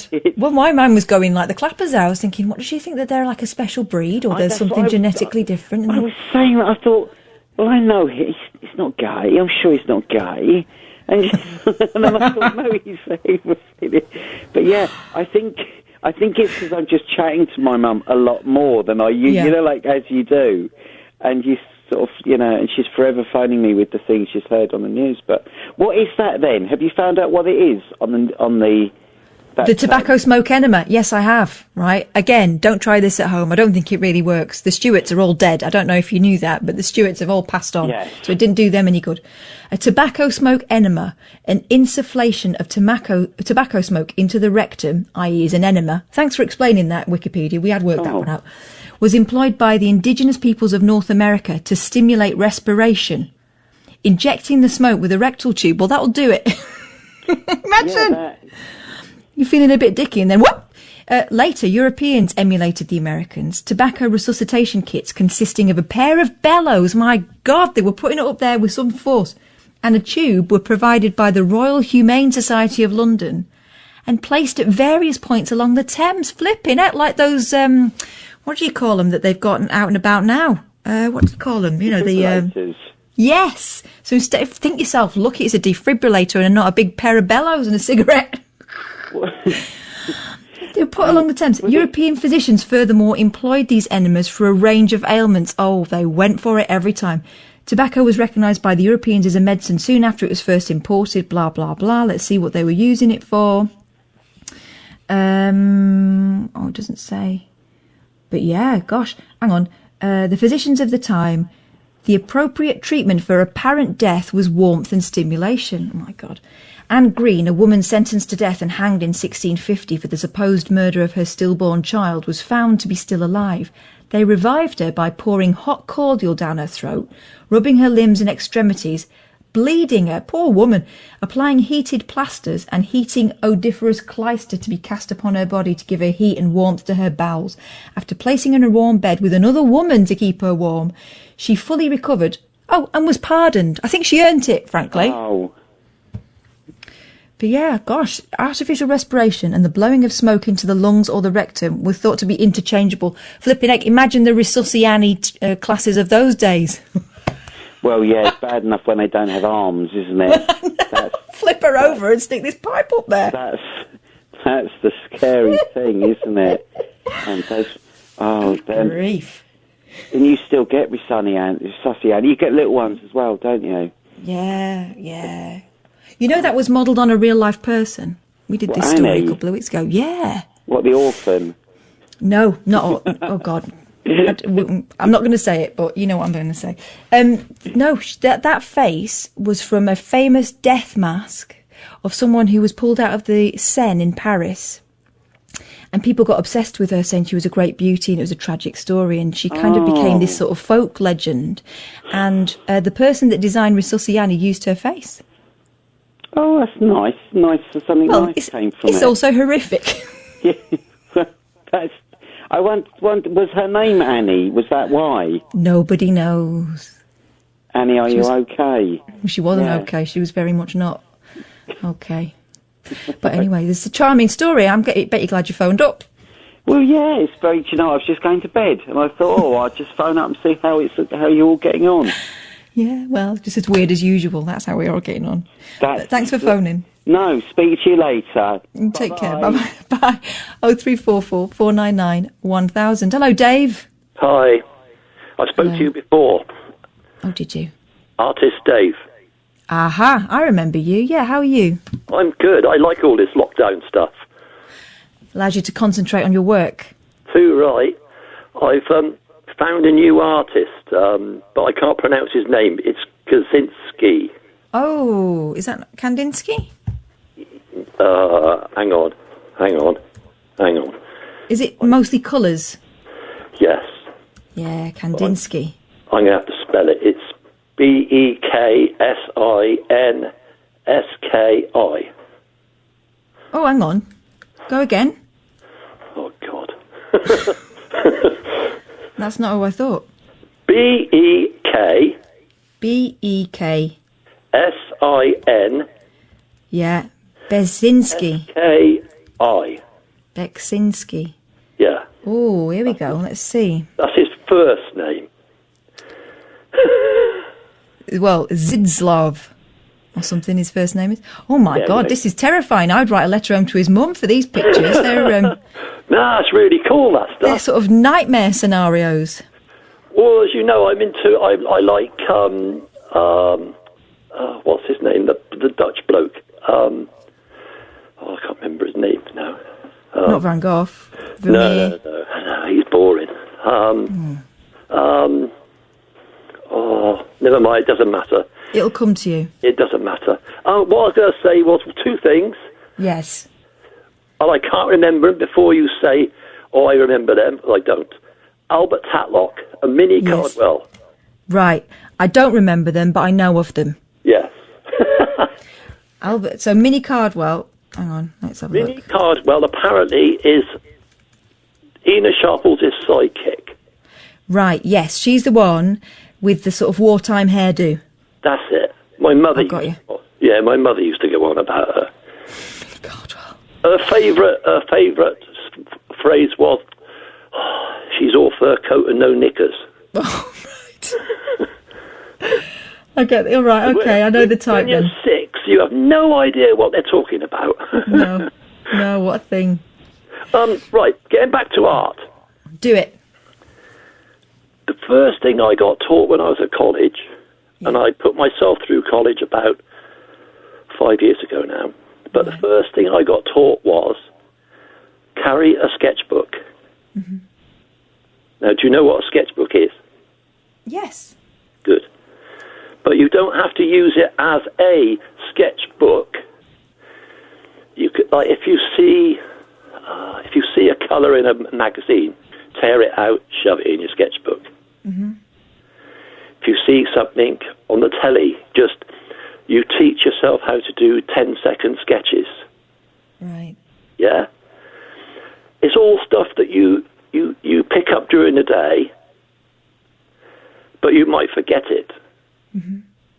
You know? What's the longest you've ever gone without inspiration? A day. Really? Yeah. Because my mind's doing 24/7. Mm-hmm. Well, I'll be perfectly honest with you. I am totally, worst case scenario, dyslexic. Okay. I can only read and write 2 words. My first name and my last name. That's it. Right. Mm-hmm. That's it. So that side of the brain is redundant. So apparently it's being used for other things, like the art. So I'm going full pelt all the time. Right. But yeah, I don't. And do you always know what the next thing is going to be? Yeah. Have you got it backed up in your mind? Yeah. Have you got a list, or do you just go from I'm going to do this and I'll put my all into that, because a lot and then of the my next work thing is comes? experimental. I have to make it or build it or design it first, Yeah. then photograph it in black and white. Yes. Print. I do my own printing on a high quality printer. All that sort of stuff. So the first thing I have to do is think to myself, right, I've got the idea. How the hell am I going to do it? Yeah. You know. Yeah. So it's a lot of my work is experimental stuff. And do you enjoy the process, or is it awful until it's finished? No, once I've got it out, I spend, like some nights, I just lie awake. I haven't slept for 2 days now, because I'm waiting to get into the garden. If it wasn't for the fact it was dark, I'd be in the garden. Okay. I've got a studio and the garden and my work shed and that, and I want to do something, but I can't because it's dark. Mm-hmm. And I want to recreate, can I explain this one?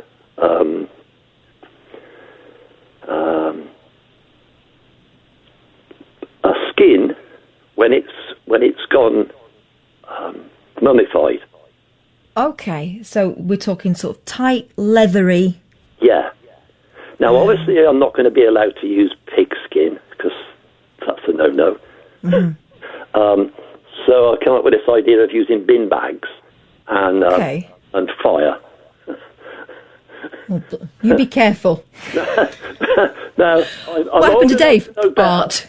I'm old enough to know better, but yeah. My mates don't think I'm weird, but the neighbours do. Yeah, I bet they do. I bet the curtains are always twitching. He's at it again, Steve. So I mean, you can use personally. Have you tried using doing multi? No, I only ever started with the watercolours as a kind of dabble because I used to do it when I was younger. I'll give you some homework. Oh, blimey! I'm using a selection of things: newspaper, felt pens, a bit of anything you like, jam. Work it into the canvas or whatever it is your board is, yeah? And do something like that. Do something, whatever. Okay, I'll have a think about it. I don't like giving people ideas because then it becomes my idea, not your idea. Well, this is it. And I found, because there's such a wealth of stuff online that you can see, I find it sometimes frustrating because I immediately think, oh, that's great, I want to do something like that. But then that's not me anymore, is it? No, exactly. I was always in trouble at college. Tutors used to come up to me and say, oh, why don't you do it this way? And I'd say to them, no, I'm not going to do it your way. That's your idea, not my idea. Yeah. So, yeah. You're right. So you say you went to college 5 years ago. What did you do? I mean, did you have a different job before then? Yeah, I was an archaeologist. Oh, all right. Hence the mummification that you're interested in. Yeah. And you did that for years, did you? Yeah, I did it for about 20, 30 years. What's the most exciting thing you found? I knew you was going to ask me that. Everybody asked me that. Well, we all think of it as Indiana Jones, but I know a lot of it is drudge. I'll put it this way. The most exciting thing that happened to me, I was working on a site, I shan't say where, but it was in Somerset. That's where I'm from, Somerset. Okay. Now, they used to seal coffins in a stone sarcophagus, yeah? But if you were well-to-do, they used to seal that with lead. So the body was put into a lead box, sealed, crimped, then put into a stone coffin. Didn't they do that with Napoleon? Whatever. But because that made it airtight. Yeah. So, Muggins here, we were digging the graveyard, but we weren't expecting what I got was I was taking the topsoil off with a pickaxe, and I went straight into the top of this coffin. Now, it it has the same effect as you putting a 6-inch nail into an aerosol tin. Okay. It sprayed body fluids. Flipping heck, Dave. Everywhere. And as for COVID-19, that's a walk in the park. I mean, 2 places I worked at were it's in England. I shan't tell you where it is again, but we worked on what they call plague pits. Yeah. Now, plague can be held in the ground for up to 200, 300, 400 years. So we all had to be injected. So yeah. So it was. You never knew what to expect. So that sounds gruesome. Sorry? Sounds gruesome. I thought it was all going to be, scraping away at things very gently with toothbrushes. It's not like it is on the telly. No. 4 times I had sunstroke, proper sunstroke, collapsed out, all that sort of stuff. Yeah. Good grief. Because you work when the sun's out. That's it. Well, also, people assume that archaeologists just go along looking for artefacts. Often you're there sort of clearing the way for new building work, aren't you? Yeah. That's called site watching. Yeah. You literally stand there watching the bulldozer take the top 4 or 5 inches off the soil and looking for different soil colours, changes in the soil and that sort of thing. That's it. It's boring. Yeah. But it's something you have to do for regulations, I guess. It's got to be done, yeah. The law changed when I was doing it. The law changed, and it has to be done now. So. Okay. Those aren't the jobs. Thanks for phoning, Dave. It was, you're a mine of stories. It's I got a load of them. I'm bleeding at the moment because I've cut my thumb with a Stanley knife, but there you go. Oh, gosh. Is that in the quest for art, or were you doing something more mundane? Yeah, I was trying to cut some wire with a Stanley knife, and it didn't work. Oh, you go steady. Nice to speak to you, Dave. Thanks for phoning. That's half the fun. Well, you say that. Take care. Thanks for phoning, Dave. Right. See you later. Bye. Bye. 0344 499 1000. Yeah, some gruesome stories there for you, history fans. I should have asked him about the tobacco enemas. I bet he's had one. 0344 499 1000. I've been told off by Ian Lee. I've had a message through saying, "Oi, don't use my stories without crediting me, without giving me credit." Which one? Which of Ian's stories did I tell? I think you're having me on, mate. Who is this? 0344 499 1000. If you want to give me a call, we're coming to the end of hour 2. We'll have 1 hour left together, the other side of the news. And we can carry on in the same weird vein as we have been in the last couple of hours. There are no rules. Ring up. Tell me what's on your mind. We can talk about you digging graveyards and having things explode on you. Or we could talk about something, slightly less disgusting. 0344 499 1000 is the number to call. And hang on, I'm just looking for times from Hayley. Right, okay. So, so we've got an hour.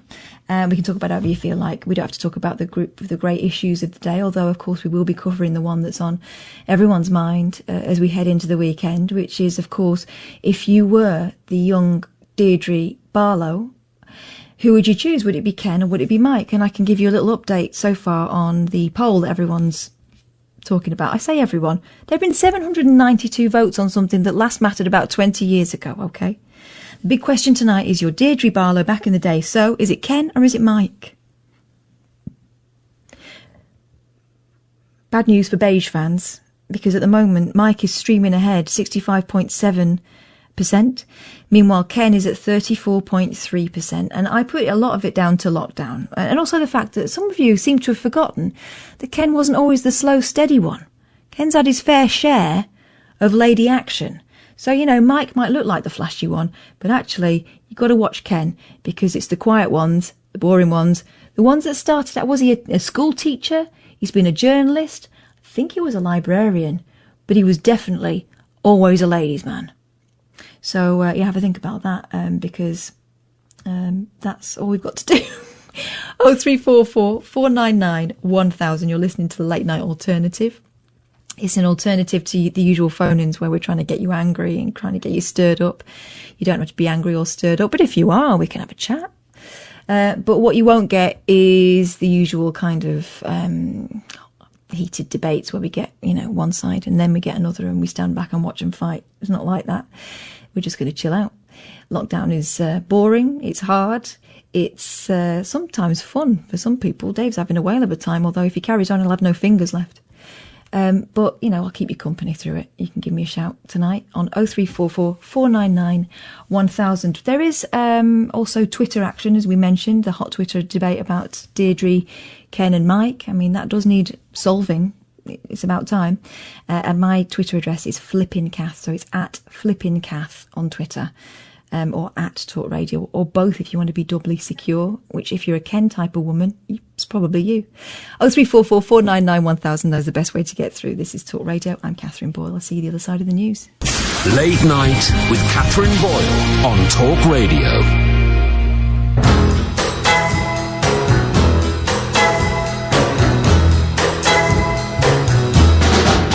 When your baby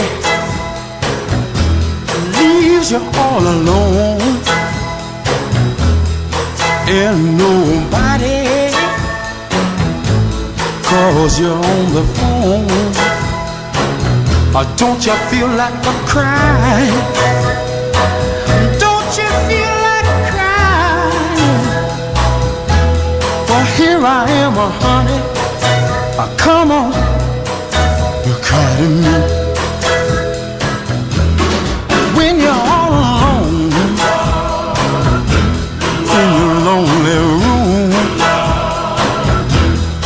and there's nothing but the smell of her perfume, don't you feel like a crying?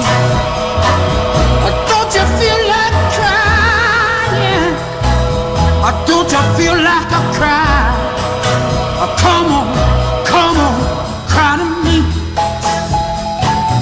Oh, nothing can be sadder than a glass of wine alone. Loneliness, such a waste of time. Oh yeah, you don't ever have to walk alone. You see, come on, take my hand, baby, won't you walk with me? Oh yeah, when you're waiting for a voice to come in the night, but there's no one, don't you feel like a cry? Cry to me.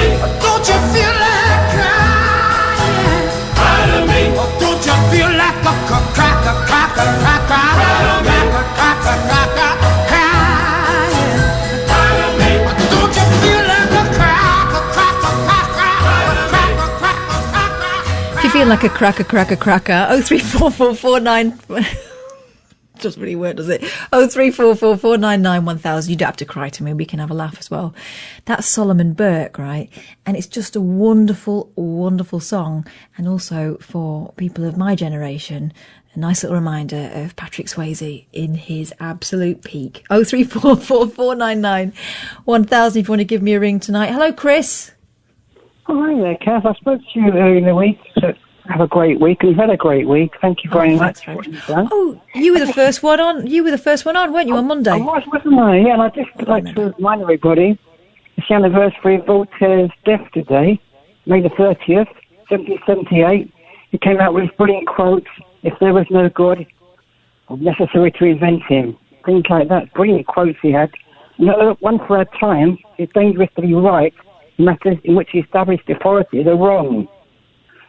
What was that again? You got a bit muffled with that second one, and I want to get every word.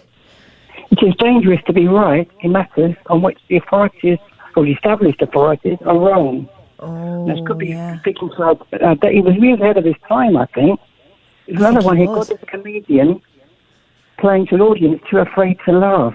Fantastic quotes he came out with. In 1778 he died, right, and he was years ahead of his time, a philosopher. He spoke out against slavery, against the church, established church anyway, you know. Yeah. On his deathbed, he said, there's light flickering in the background. He said, what, the flames are ready, and the priest was around. The priest asked him to repent Satan. He goes, there's no time to make any enemies. Just he died. That's his last words he spoke. Gosh. He had a lot of humour as well in his, everything he said as well. But just thought it was interesting quotes, and he had, Yeah. Well, I thank you for ringing. I didn't think anyone was going to be coming on quoting Voltaire to me tonight. Oh. And, no, I just thought it was a good idea, because his anniversary is death and the situation the country is in. Yeah. Yeah. Anyway, won't go into that. Well, yeah, exactly. It's not just our country either. Flipping it, those scenes from America are quite startling, aren't they, today? God. What a situation. Buffoons in government. But anyway, I won't go into that now. It's a bit late in the day. Here we go. 10 things you should know about Voltaire. Have you seen this? This is from... While we're here, let's elucidate the dear listening public who thought they were going to be listening to people talking about brain farts, etc. And Ken and Mike. The origins of Voltaire's famous pen name were unclear. He had a strained relationship with his father, who discouraged his literary aspirations and tried to force him into a legal career. Possibly to reject his father's values, he dropped his family name and adopted the nom de plume Voltaire. The most popular theory maintains the name is an anagram of a certain Latinized spelling of Arouet, but others have claimed it was a reference to the name of a family chateau or a nod to the nickname Volontaire or Volontiers, which Voltaire may have been given as a sarcastic reference to his stubbornness. He was in the Bastille for nearly a year, the prison. He became extremely wealthy by exploiting a flaw in the French lottery. He teamed with a mathematician to exploit this loophole. He was a prolific writer, writing more than 50 plays, dozens of treatises on science, politics and philosophy, and several books on history and everything from the Russian Empire to French Parliament. Loads of verse and a voluminous correspondence amounting to some 20,000 letters. Gosh, imagine if he'd had Twitter. Voltaire supposedly kept up his output by spending up to 18 hours a day writing or dictating to secretaries, often while still in bed. He may have also been fueled by heroic amounts of caffeine. According to some sources, he drank as many as 40 cups a day. Gosh, I bet you could smell him from outside. Many of his most famous works were banned. He helped popularise the famous tale about Isaac Newton and the apple. He was a spy briefly. Did you know that? Oh, yeah. Lively correspondence with Frederick the Great in the late 1730s, and he later made several journeys to meet the Prussian monarch in person. Before one of these visits, he concocted an ill-advised scheme to use his new position to repair his reputation with the French court. Gosh. Never married or fathered children. Well, 18 hours and all that coffee. I did think he must be a bachelor. But his personal life was a revolving door of mistresses, paramours and long-term lovers. All right, okay. He carried on a famous 16-year affair with the brilliant and very married author and scientist Émilie de Châtelet, and later had a committed though secretive partnership with his own niece, Marie-Louise Mignon. The two lived as a married couple from the early 1750s until his death, and they even adopted a child when they took in a destitute young woman named Marie-Françoise Corneille. Voltaire later paid the dowry for her marriage and often referred to Mignon and herself as her parents. He had a successful watchmaking business in his old age and, continued causing controversy even in death. He died in Paris, 1778, as you said, just a few months after returning to the city for the first time in 28 years to see the production of one of his plays. Over the last few days of his life, church officials repeatedly visited him in the hope of persuading him to retract his opinions and make a deathbed confession. Unmoved, he supposedly brushed off the priest by saying, "Let me die in peace." So he was officially denied a Christian burial, but his friends and family managed to arrange a secret interment at the Champagne region of France before the order became official. I mean, what a man! He lived life on his terms. Exactly. And one for the Sun readers here, common sense is not common was one of his quotes as well. Common sense is not common. Well, we all know that. This is the thing, right? Everyone thinks they've got common sense and we can't all be right. That's true. It's very true, yes. You could read a lot of things. It's in quotes here. You can read so much into them, really. I do love a good quote, don't you, Chris? I do, yes. Especially some in the 1700s, there were fantastic quotes for Voltaire, Yeah. Oh, lovely. Well, thank you very much for ringing and bringing the tone of the show right up. Thank you very much. No, you're welcome. Thanks for calling. 0344 499 1000 if you want to ring. And don't worry, you don't have to talk about 17th century men of all seasons. Hello, Paul. How are you? Hello, I'm good. You? Yeah, I'm not too bad at all. What have you got for me tonight? First of all, thanks very much for playing a bit of Solomon Burke. Oh my God, isn't that a song? I found it, everyone knows that song, especially if you were into Dirty Dancing as a kid, but that song, when you just listen to it as a song, it's just wonderful. Needs somebody. But there is an album he done, I'm sure you've heard it because you're a fan. There's one on there that's called On the Other Side of the Coin, and it's so beautiful, it's unbelievable. All right, let's have a look at it. Hayley, can you find it for me, please? On the other side of the coin, yeah, Please Don't Give Up With Me as well. That's from that album. That's what it's called. Just that song, though. Cry to Me. It's like achingly beautiful, just so gorgeous. So yeah, of course it is. Why is he not bigger? Well, I think when I first got into him, I found this CD of him, and he was sitting on a throne. Yeah. And I thought, wow, this geezer looks like, he's a big fellow, he's got a kid, and this geezer's going to have a massive voice, And I started listening, I thought to myself, I've got to recommend this to people. And what I do is, I think, especially since the lockdown, I recommend songs to people, especially my family, but they always think when I do it, Paul's had a few. But it's not, I think to recommend someone a song is so beautiful to do. It's like, I love it. Iain and I used to have a show called The Rabbit Hole, which is where this kind of the rabbit hole that we take on. I've watched it. I'm a massive fan into it. But that started out as a weekend show we did at 3 counties, and it was basically that you're talking about, where we used to bring records in. I used to bring my record bag in, and I'd pick out some songs that I was going to play him, and he'd play them to me, and it was like replicating that thing that happens after you've been to the pub with your mates, and then you end up sitting in your living room and going, "Have you heard this?" And you play that. Oh, that's great. Now listen to this one. And that's what it was, and I just love that. I love that. You ain't got to be stoned, you ain't got to do drugs. You just No. This is something I'm giving to you from my heart, yours sort of thing, Exactly. We've got that song that you were talking about. What's it called again? What, the one that I recommended to you? Yeah. On the other side of the coin? Let's have a listen. We've got it here. I can't do it justice. Like me doing it on the radio, I can't even do it, you know what I mean, in front of your family. We've got it here. I think Hayley's going to play it for us. So beautiful.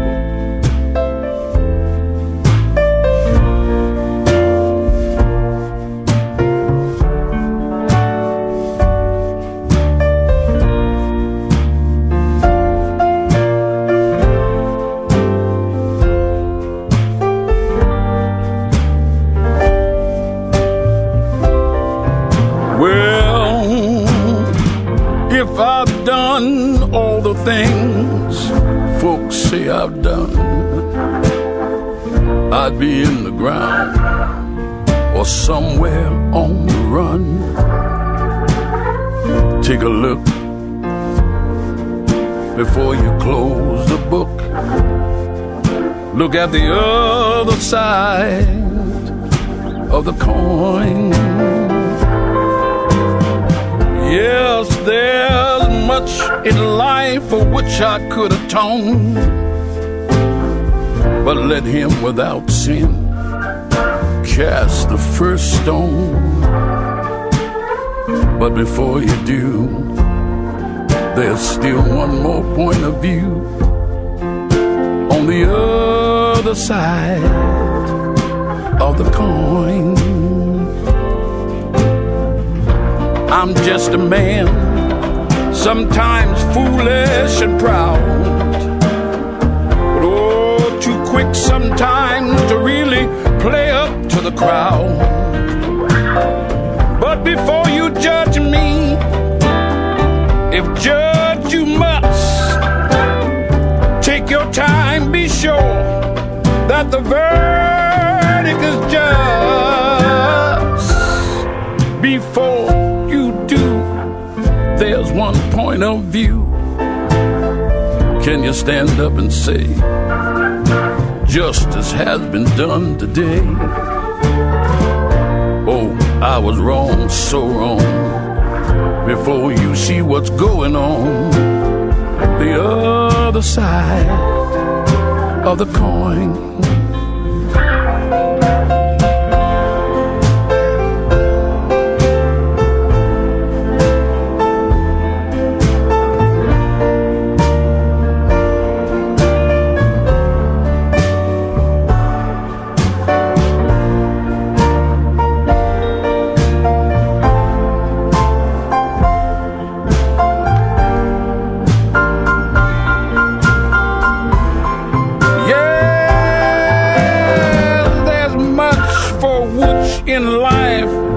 I should atone, but let them without sin get up and cast the first stone. And before you do, remember there's still one more point of view on the other side of the coin. On the other side of the coin.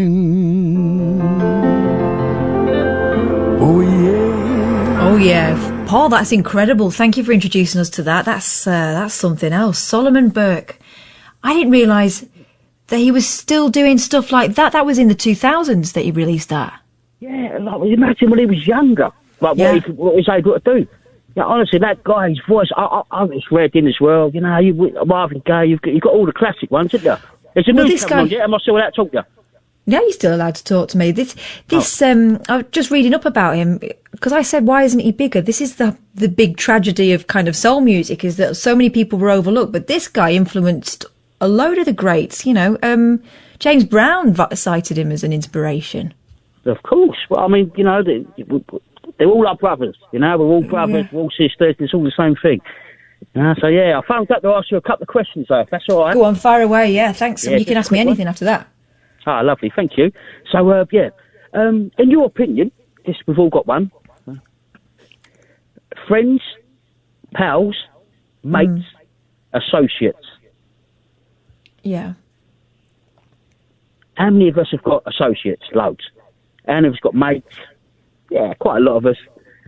How many of us got a few pals here and there? But how many of us got friends? But how many friends can you count? Proper friends? 2 hands. Proper friends. So you know, like people you've met for your immediate family. Oh yeah. So friends, as far as I'm concerned, are the ones that you can ring up and tell them something that would make you deeply unpopular with other people, and they'll still try and work out how they help you. Right? That's interesting. That's a friend to me. So I've got.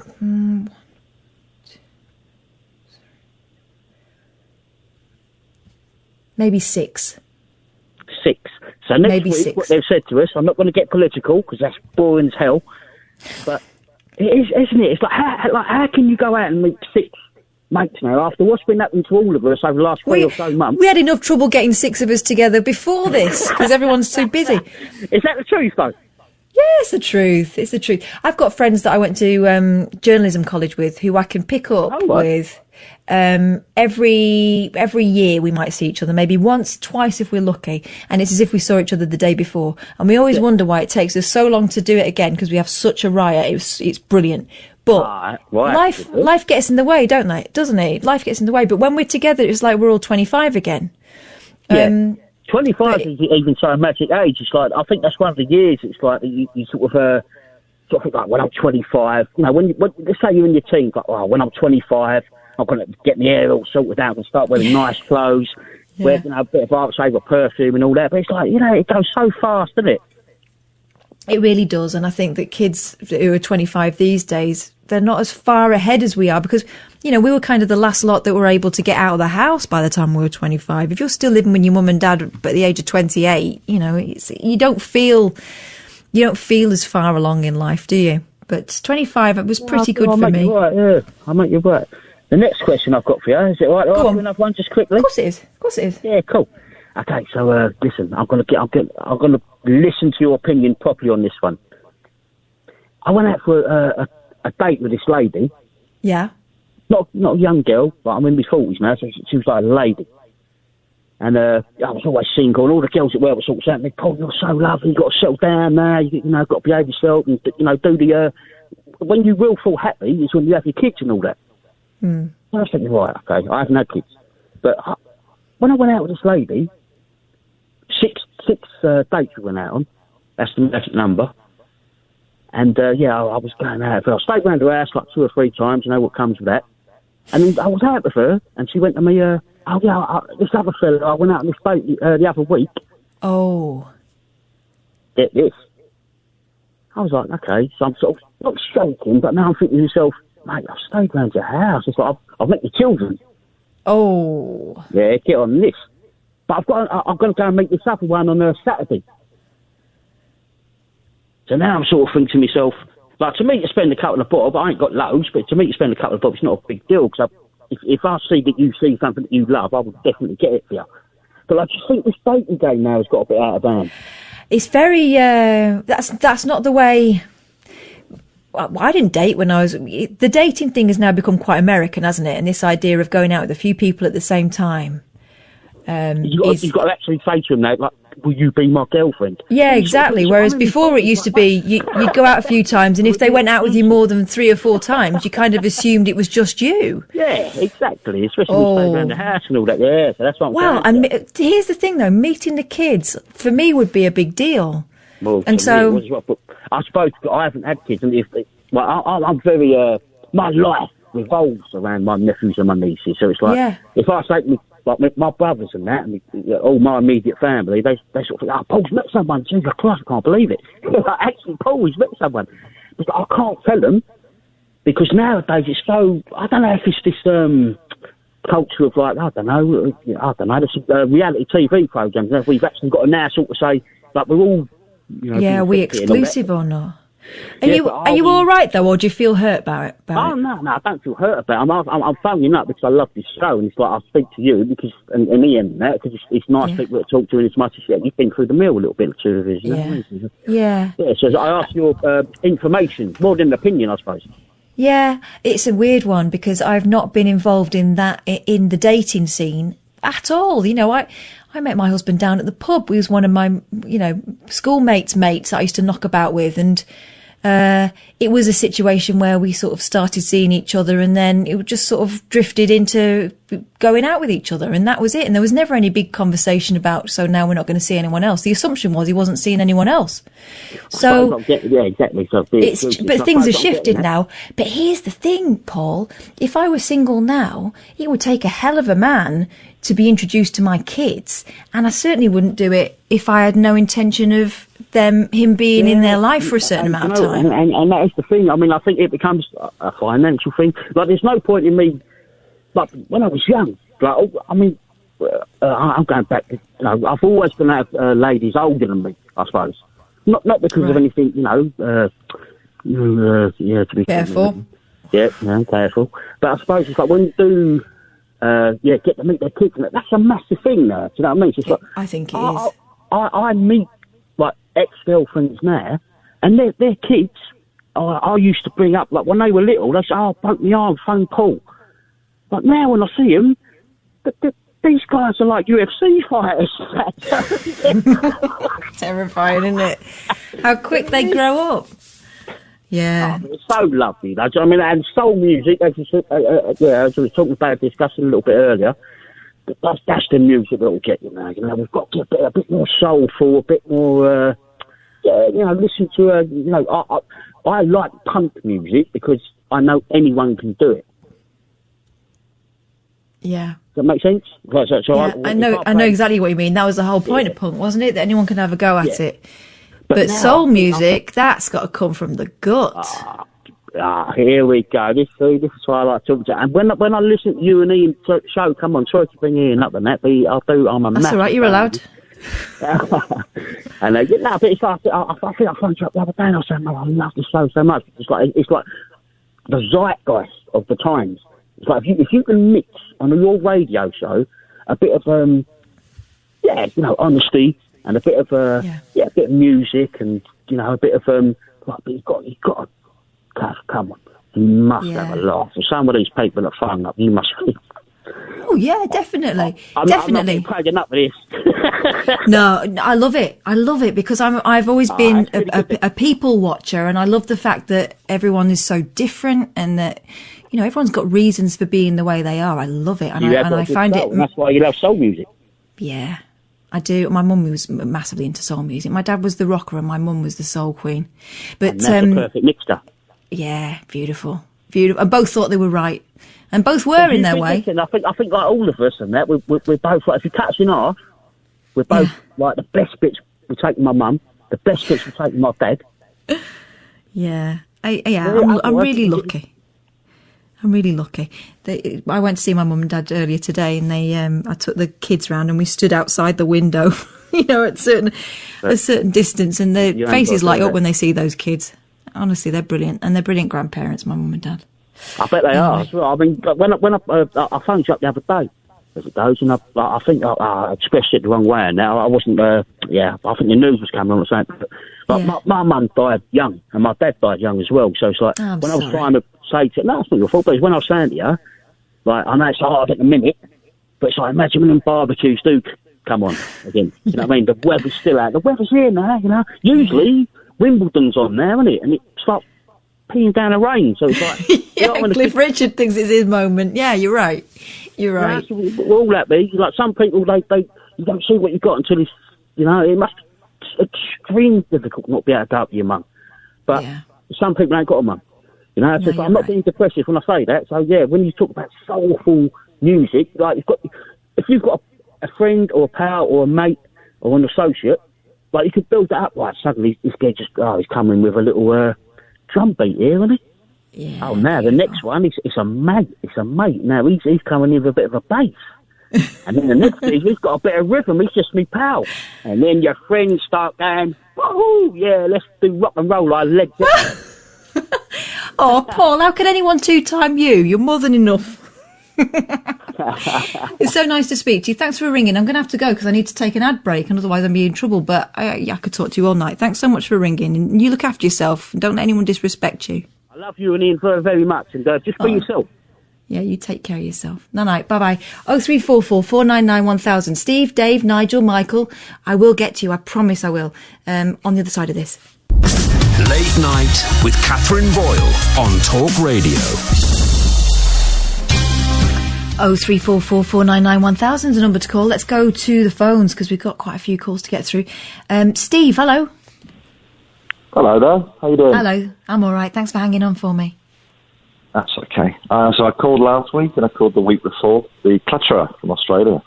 Oh, yes, I remember. How's it going? Yeah, so it's really good. So this is the second week of recovery. When I called last week, I alluded to Ian. I joined another fellowship. Yes. And I'll share this little secret with you. So I've been to loads of meetings this week. Been to a meeting every day, sometimes two a day. This is a Zoom meeting in the US, which is really good. And this is Codependence Anonymous. Okay. So I found that there was still a gap. So in what I needed, and so I again looked that one up. So that's really, really good. So the motivation when I got off the call last week was to do a bit more clearing up. So I filled up my green bin, my recycling bin. Yeah. So really good. Brilliant. I'm really pleased that I've done it, and Ian knows, doesn't he? Yeah, he does. He does. He's good. And yeah, he does, and he's taking control of things, and I think he doesn't realise how inspiring he is to people. And I see a massive change in him when he goes to meetings. I see a massive change in him when he sees that there is, and he says it all the time, there is an alternative. But we all forget sometimes that there is an alternative, and we all get stuck in patterns. We've all got things that we do that we wish we didn't do. And I think that this 12-step programme could be applicable to everybody. You know, it just seems to be something that unlocks people, and I'm so pleased that you found it and that it's working for you and that you're working it. Yep, 100%. And the other thing as well is that I find is that I also contacted my doctor this week just to reach out and do a mental health assessment. Sure. And he's put me on a mental health plan, which is really good. That's great. But the thing is that, and this is the difference between having a psychologist and a support group, is that I just feel that when I'm with my psychologist, it's very. Don't get me wrong, he's fantastic. Yeah. But I'm not getting any feedback or direction. I'm not wanting direction, but when I listen to other people's stories, and you know that saying, there's always someone worse off than yourself. Yeah. But I can relate to these people, and I can just by their sharing, I can go, yeah, I do that. Oh, I've done that. Exactly. So you recognise that you're not the only sideshow in town. Whereas if you're sitting at home nursing something and you think this isn't right. This is strange, what I'm doing now. This is not helping in my life, but I feel sheepish about talking to someone about it. It seems to be the biggest thing, the biggest insurmountable tangle. But when you talk to someone who goes, oh yeah, I did that, but I also did this, and you go, oh man, okay, so this is doable then. This is completely doable. Oh, completely. And what's also really fascinating, is that I really want to do Zoom calls just so it fits into my working life and home life. But, little things like on the call yesterday, there was a lady that joined. This is an Australian Zoom meeting. Lady joined from Japan. Lady joined, she got up at 4 a.m. from America just to join this call. I joined a call in the States, and there's people from all over the States. There was a gentleman from... where was he from? He was from one of the Polynesian islands, and so I reached out to him and just said, "Do you mind if we have a bit of a chat?" And I just wanted to talk to him, just because we're on the same time zone. And people are more than happy to give you their numbers without even questioning why, and just offering their help and assistance and their service. Yeah, it's a fellowship. That's the really whole good. point, isn't it? Fellowship, completely. And the other thing as well is that just to finish. It's fine. Is that when I would listen to Ian and hear him say, he's going to one meeting or two meetings or 3 or 4 a week, I'd kind of sit there and go, oh God, that must be really boring. I've been to 8 this week, and I've got one in 2 hours. I can't wait to go to it. Yeah. Do you know what I mean? Because each one makes you feel a bit better. Completely. So, thank you very much. He's awesome. So I'll keep working. I really enjoyed last night's call, and I checked out Mary Queen of Arts socials. She's pretty talented. She's amazing. She's so amazing. She's really self-effacing as well, but it's, she's great. Thanks, Steve. That's a really nice phone call. I'll let Ian know. And you're right, he is brilliant. And thank you. And you are as well. No, you are. Thanks so much for letting me know what you've been doing, and thanks for looking after yourself, because that's the main thing. This is something that you deserve. You deserve to be happy, and you're going to get there. Thanks so much for ringing, Steve. Take care of yourself. Bye-bye now. 0344 499 1000. What time is it? Now, let me have a quick look, shufty at what Hayley's saying to me. Yeah, should we do... I'll tell you what we'll do. We'll do a break now, and then that'll give us a decent time to build up a head of steam towards the end of the programme. Let's take a break now. Nigel, Dave, I'll speak to you on the other side of this. But if you want to give me a call, the time is now 0344 499 1000. You're listening to Talk Radio. Late Night with Katherine Boyle on Talk Radio. 0344 499 1000 is the number to call. Let's go quick to Dave, because he's been hanging on for a while. Hello, Dave. Hi, Kath. Solomon it's Burke. you, Dave. It's me, yeah. Solomon Burke is incredible, isn't he? Yeah. So that album you played the track from is one of those projects where they got loads of songwriters to write songs or give songs to the project. So that song you played is by Nick Lowe. Right. But Costello gave us a song, Dylan, Van Morrison, Brian Wilson. So, Tom Waits. So there's it's a really great album and well worth. There's a few decent songwriters on there. Yeah, mostly songs they hadn't. I think none of them have been sort of actually released by them at that point. So, yeah, I saw him on the Barbican on the tour he did to promote that. Gosh. And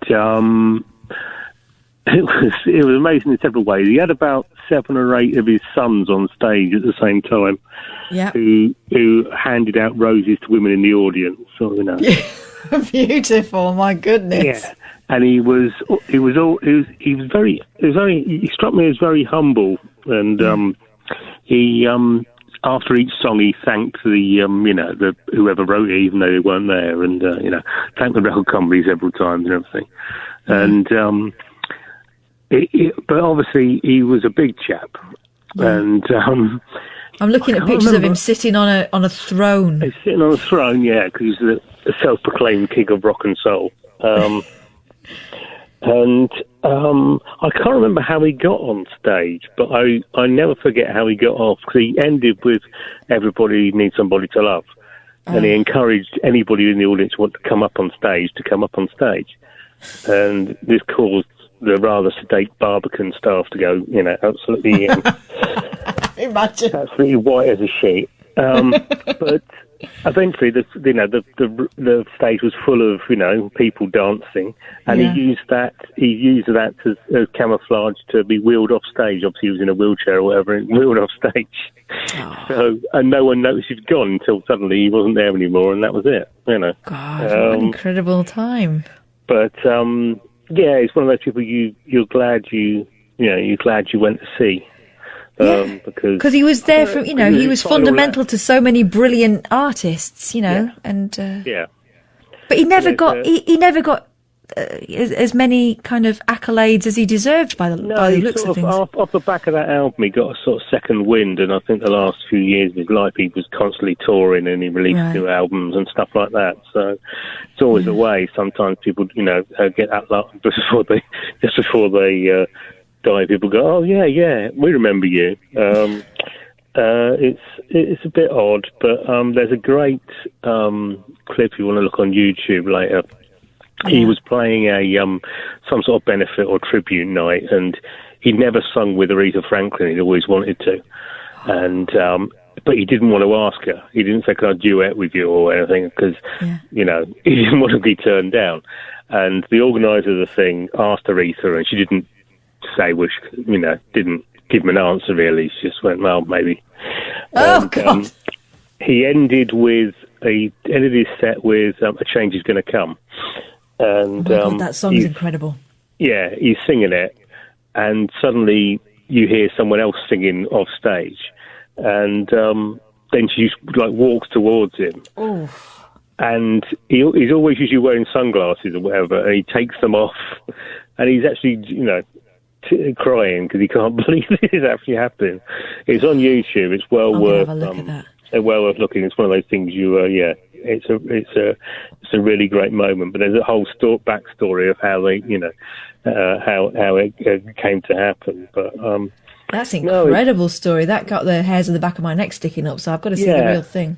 Yeah, it's a lovely little. There was a piece. I think it's a piece in the New Yorker or something I read, and then look, and of course, like everything else, it's up on YouTube, and it's great. But I say there's plenty of people like that. I've only just discovered a soul singer called James Carr. I don't know if you're familiar with him.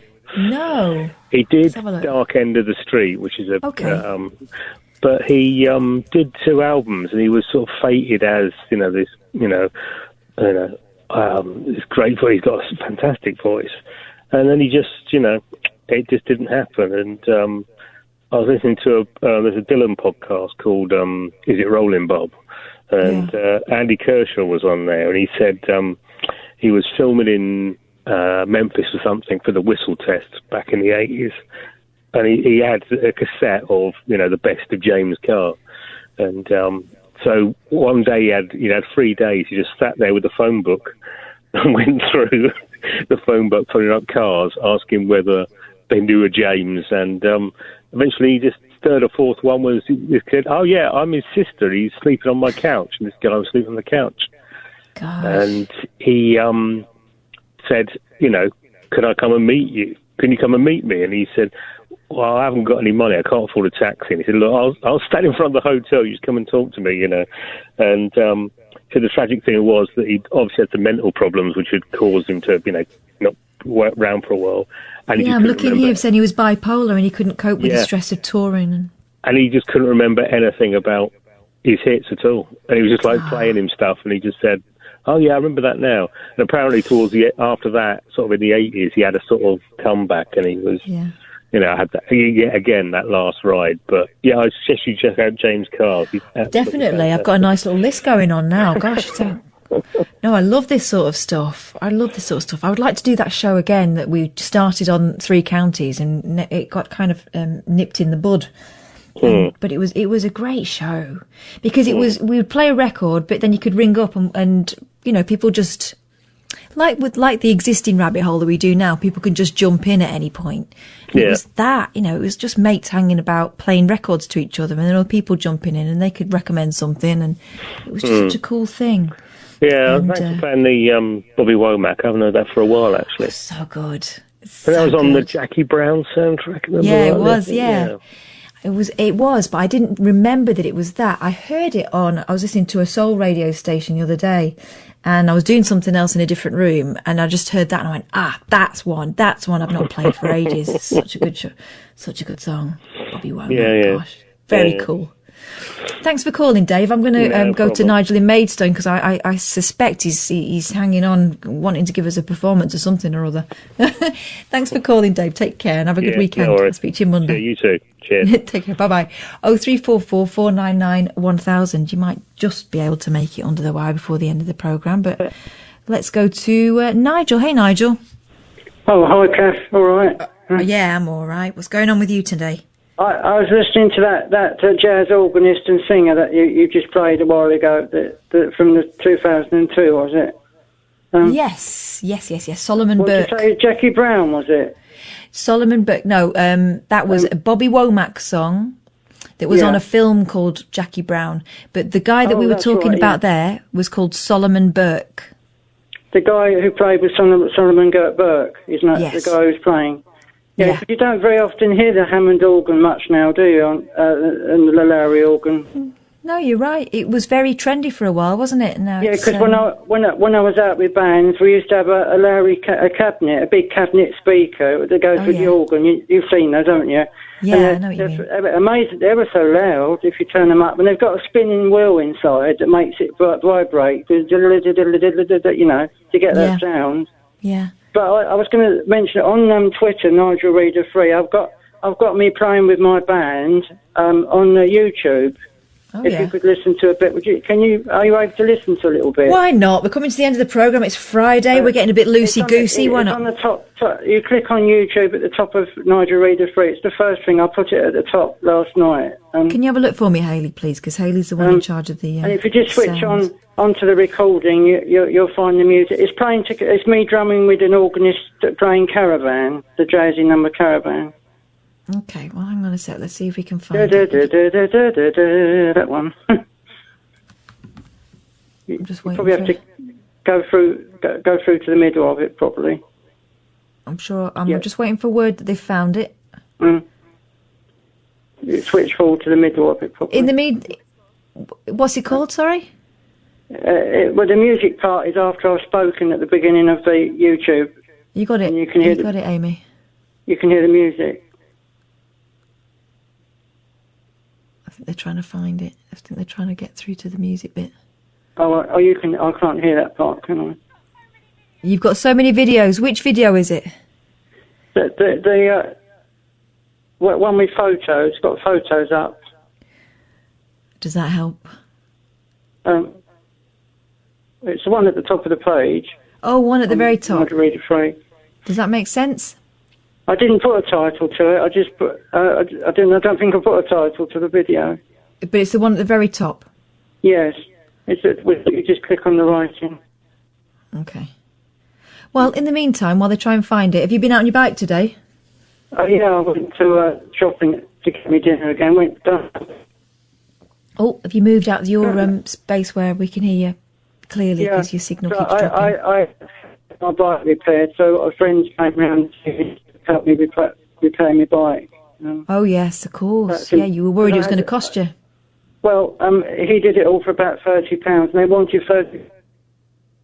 Right, okay. Your signal keeps dropping out, Nigel. Could you go to the place in your kitchen where it works? That's by the door. That's not by the door. Is that any better? The last one, part two. was... Yeah, there. 1, Don't 2, move. 3, 4.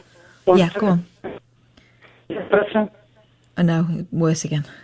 I'll go into the corner right I've been before. 1, 2, 1, 2.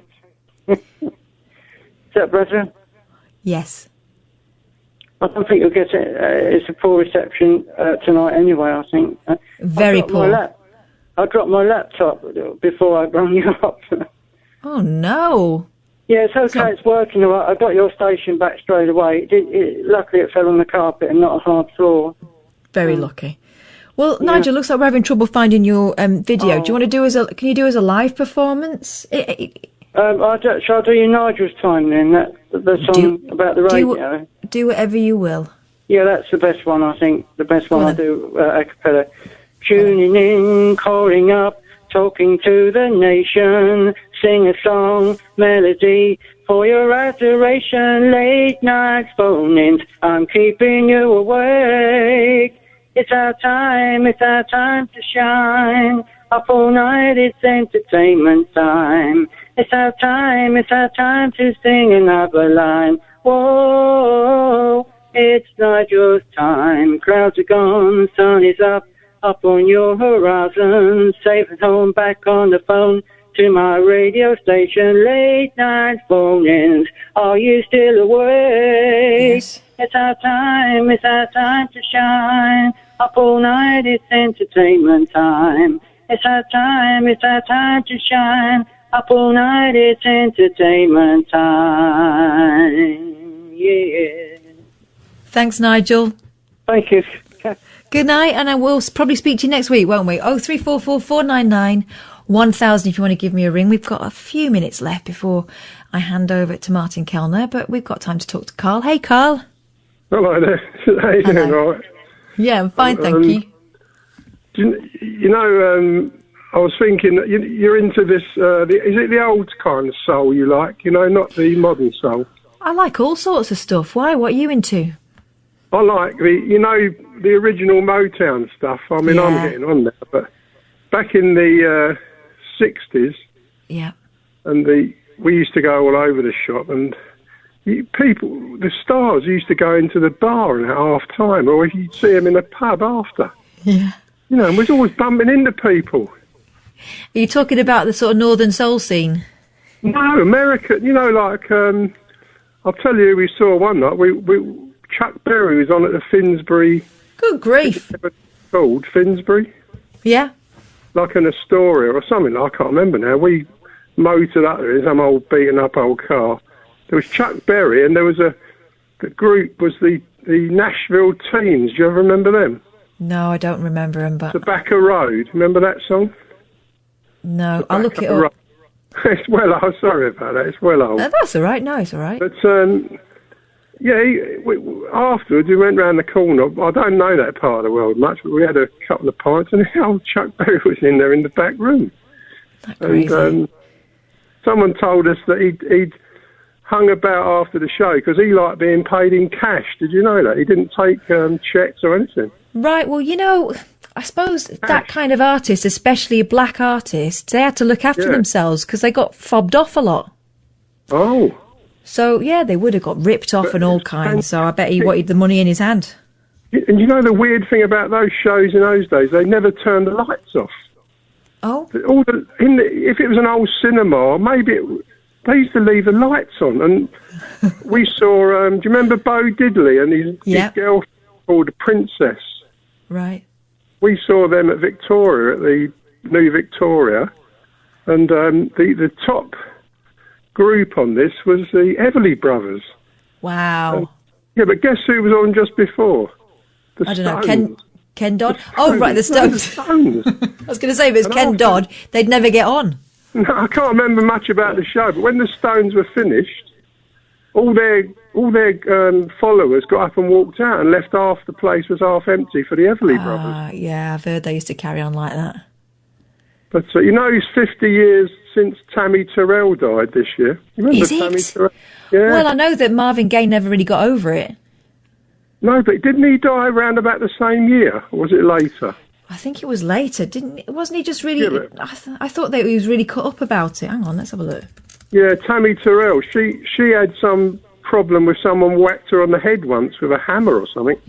Yeah, if I remember rightly, going back a few years, isn't it? She'd had migraines from being a kid, brain surgery in 1968. She had a tumour. Yeah. But she was attacked by someone quite famous in a party.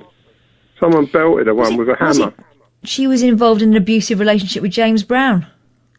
Oh, don't think it was... No, well, Bobby Bennett, former member of the famous Flames, witnessed the incident. He beat her terrible. She was bleeding, shedding blood. Yeah. Yeah, I remember that. But do you remember this? Remember that song, You're All I Need to Get By? Yeah. Oh, what a song, eh? I still think, I play that now, and go back a few years, me and my late wife, we used to jig around in the front room to that. Oh, with it's the a dog brilliant barking, and the son so embarrassed he was running out. Stop! He didn't realise how lucky he was to have two parents that loved each other that much. That's a lovely image. I still play it. Anyway, that was my scene. The Animals, I met them a couple of times. Beautiful. I've met probably the Animals. The first time they played in London was at a club called The Scene in Wardour Street. Yeah. I'm not sure if it was an old warehouse. They just got it for the night, and we saw them.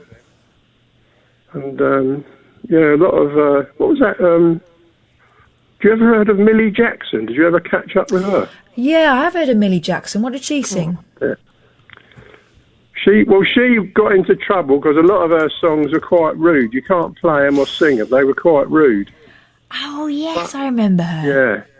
But I went to a live show one evening up at the Dominion in the Tottenham Court Road.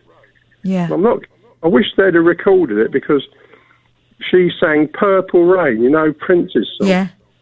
The whole place some of them were crying, the people. It was such a fantastic, what do you call it, a rendition of it. Yeah. God, sounds brilliant. Band, you should have heard the band. I mean, I just sit there sometimes and think about all these things. Well, you're lucky to have seen them. It sounds like you were present at some really incredible nights. I was just going into my teens in 1961. Oof. So we went right through the 60s, and I worked in the West End. I used to work in Poland Street. Right.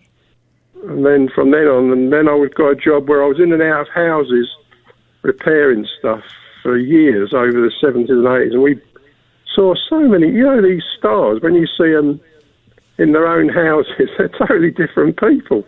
Yeah, just a bloke. Some are good as gold. You want a cup of tea? Others treat you as though you've something you've just trodden in, but that's life, isn't it? Yeah. My brother-in-law's a plasterer. He's got a few stories about some celebs. Like you say, some of them treat them really nicely. Others, they want everyone out so they can inspect the property without any of the minions there. Do you know what I mean? It's like different world. and the some of the people, the rich, the really rich, if they're brought up like that, they're really nice people. But some of the other types it's just human nature. Of course it is. Listen, you're a lovely fella. Thank you so much for ringing up. I'm going to have to say goodnight to you because I need to catch up with Manny. But phone us again, won't you? Oh, yeah, I'll keep in. You take care of yourself. Thanks very much, Carl. Night. Manny, we can quickly squeeze you in, but we've not got long. How you doing? I'm good. I just wanted to say what a fantastic job you've done this week on your own. Oh, you're so lovely. Thanks very much, Manny. I appreciate it. Right, I'll let you carry on. You take care, stay safe, everybody. Speak to you next week. Well, he's took the words right out of my mouth. Thanks so much, Manny. It was so nice to speak to you, albeit briefly. Thanks to everyone who's rung me up tonight. It's always lovely to talk to you. I do appreciate the fact that it's been unusual this week and it's not your usual presenters. And even though I'm always here, it's a different kind of dynamic. So thanks very much for making me feel welcome and supported. And, not like a poor second. I really appreciate that. I've had a whale of a time and, I look forward to doing it again sometime maybe, but I'll be back same time, same place next week on Monday. Ian's coming back and, Lord only knows what we will get up to, but you know what he's like when he's come back from a week off. He'll be like a Duracell bunny. He'll be raring to go, and I know he's got loads he wants to talk to you about. So take care of yourselves, wash your filthy hands, and I'll see you next week on Monday from 10 till 1. In the meantime, I'm going to hand you over to the capable and clean hands of Martin Kellner. He will take your phone calls if you fancy, but otherwise he's just great company. He'll be with you right through until the wee small hours. Phone number remains the same though if you want to ring Talk Radio. We're always here. 0344 499 1000. Have a good night. Stay safe and look after each other, won't you? Good night now. Thanks. Talk Radio.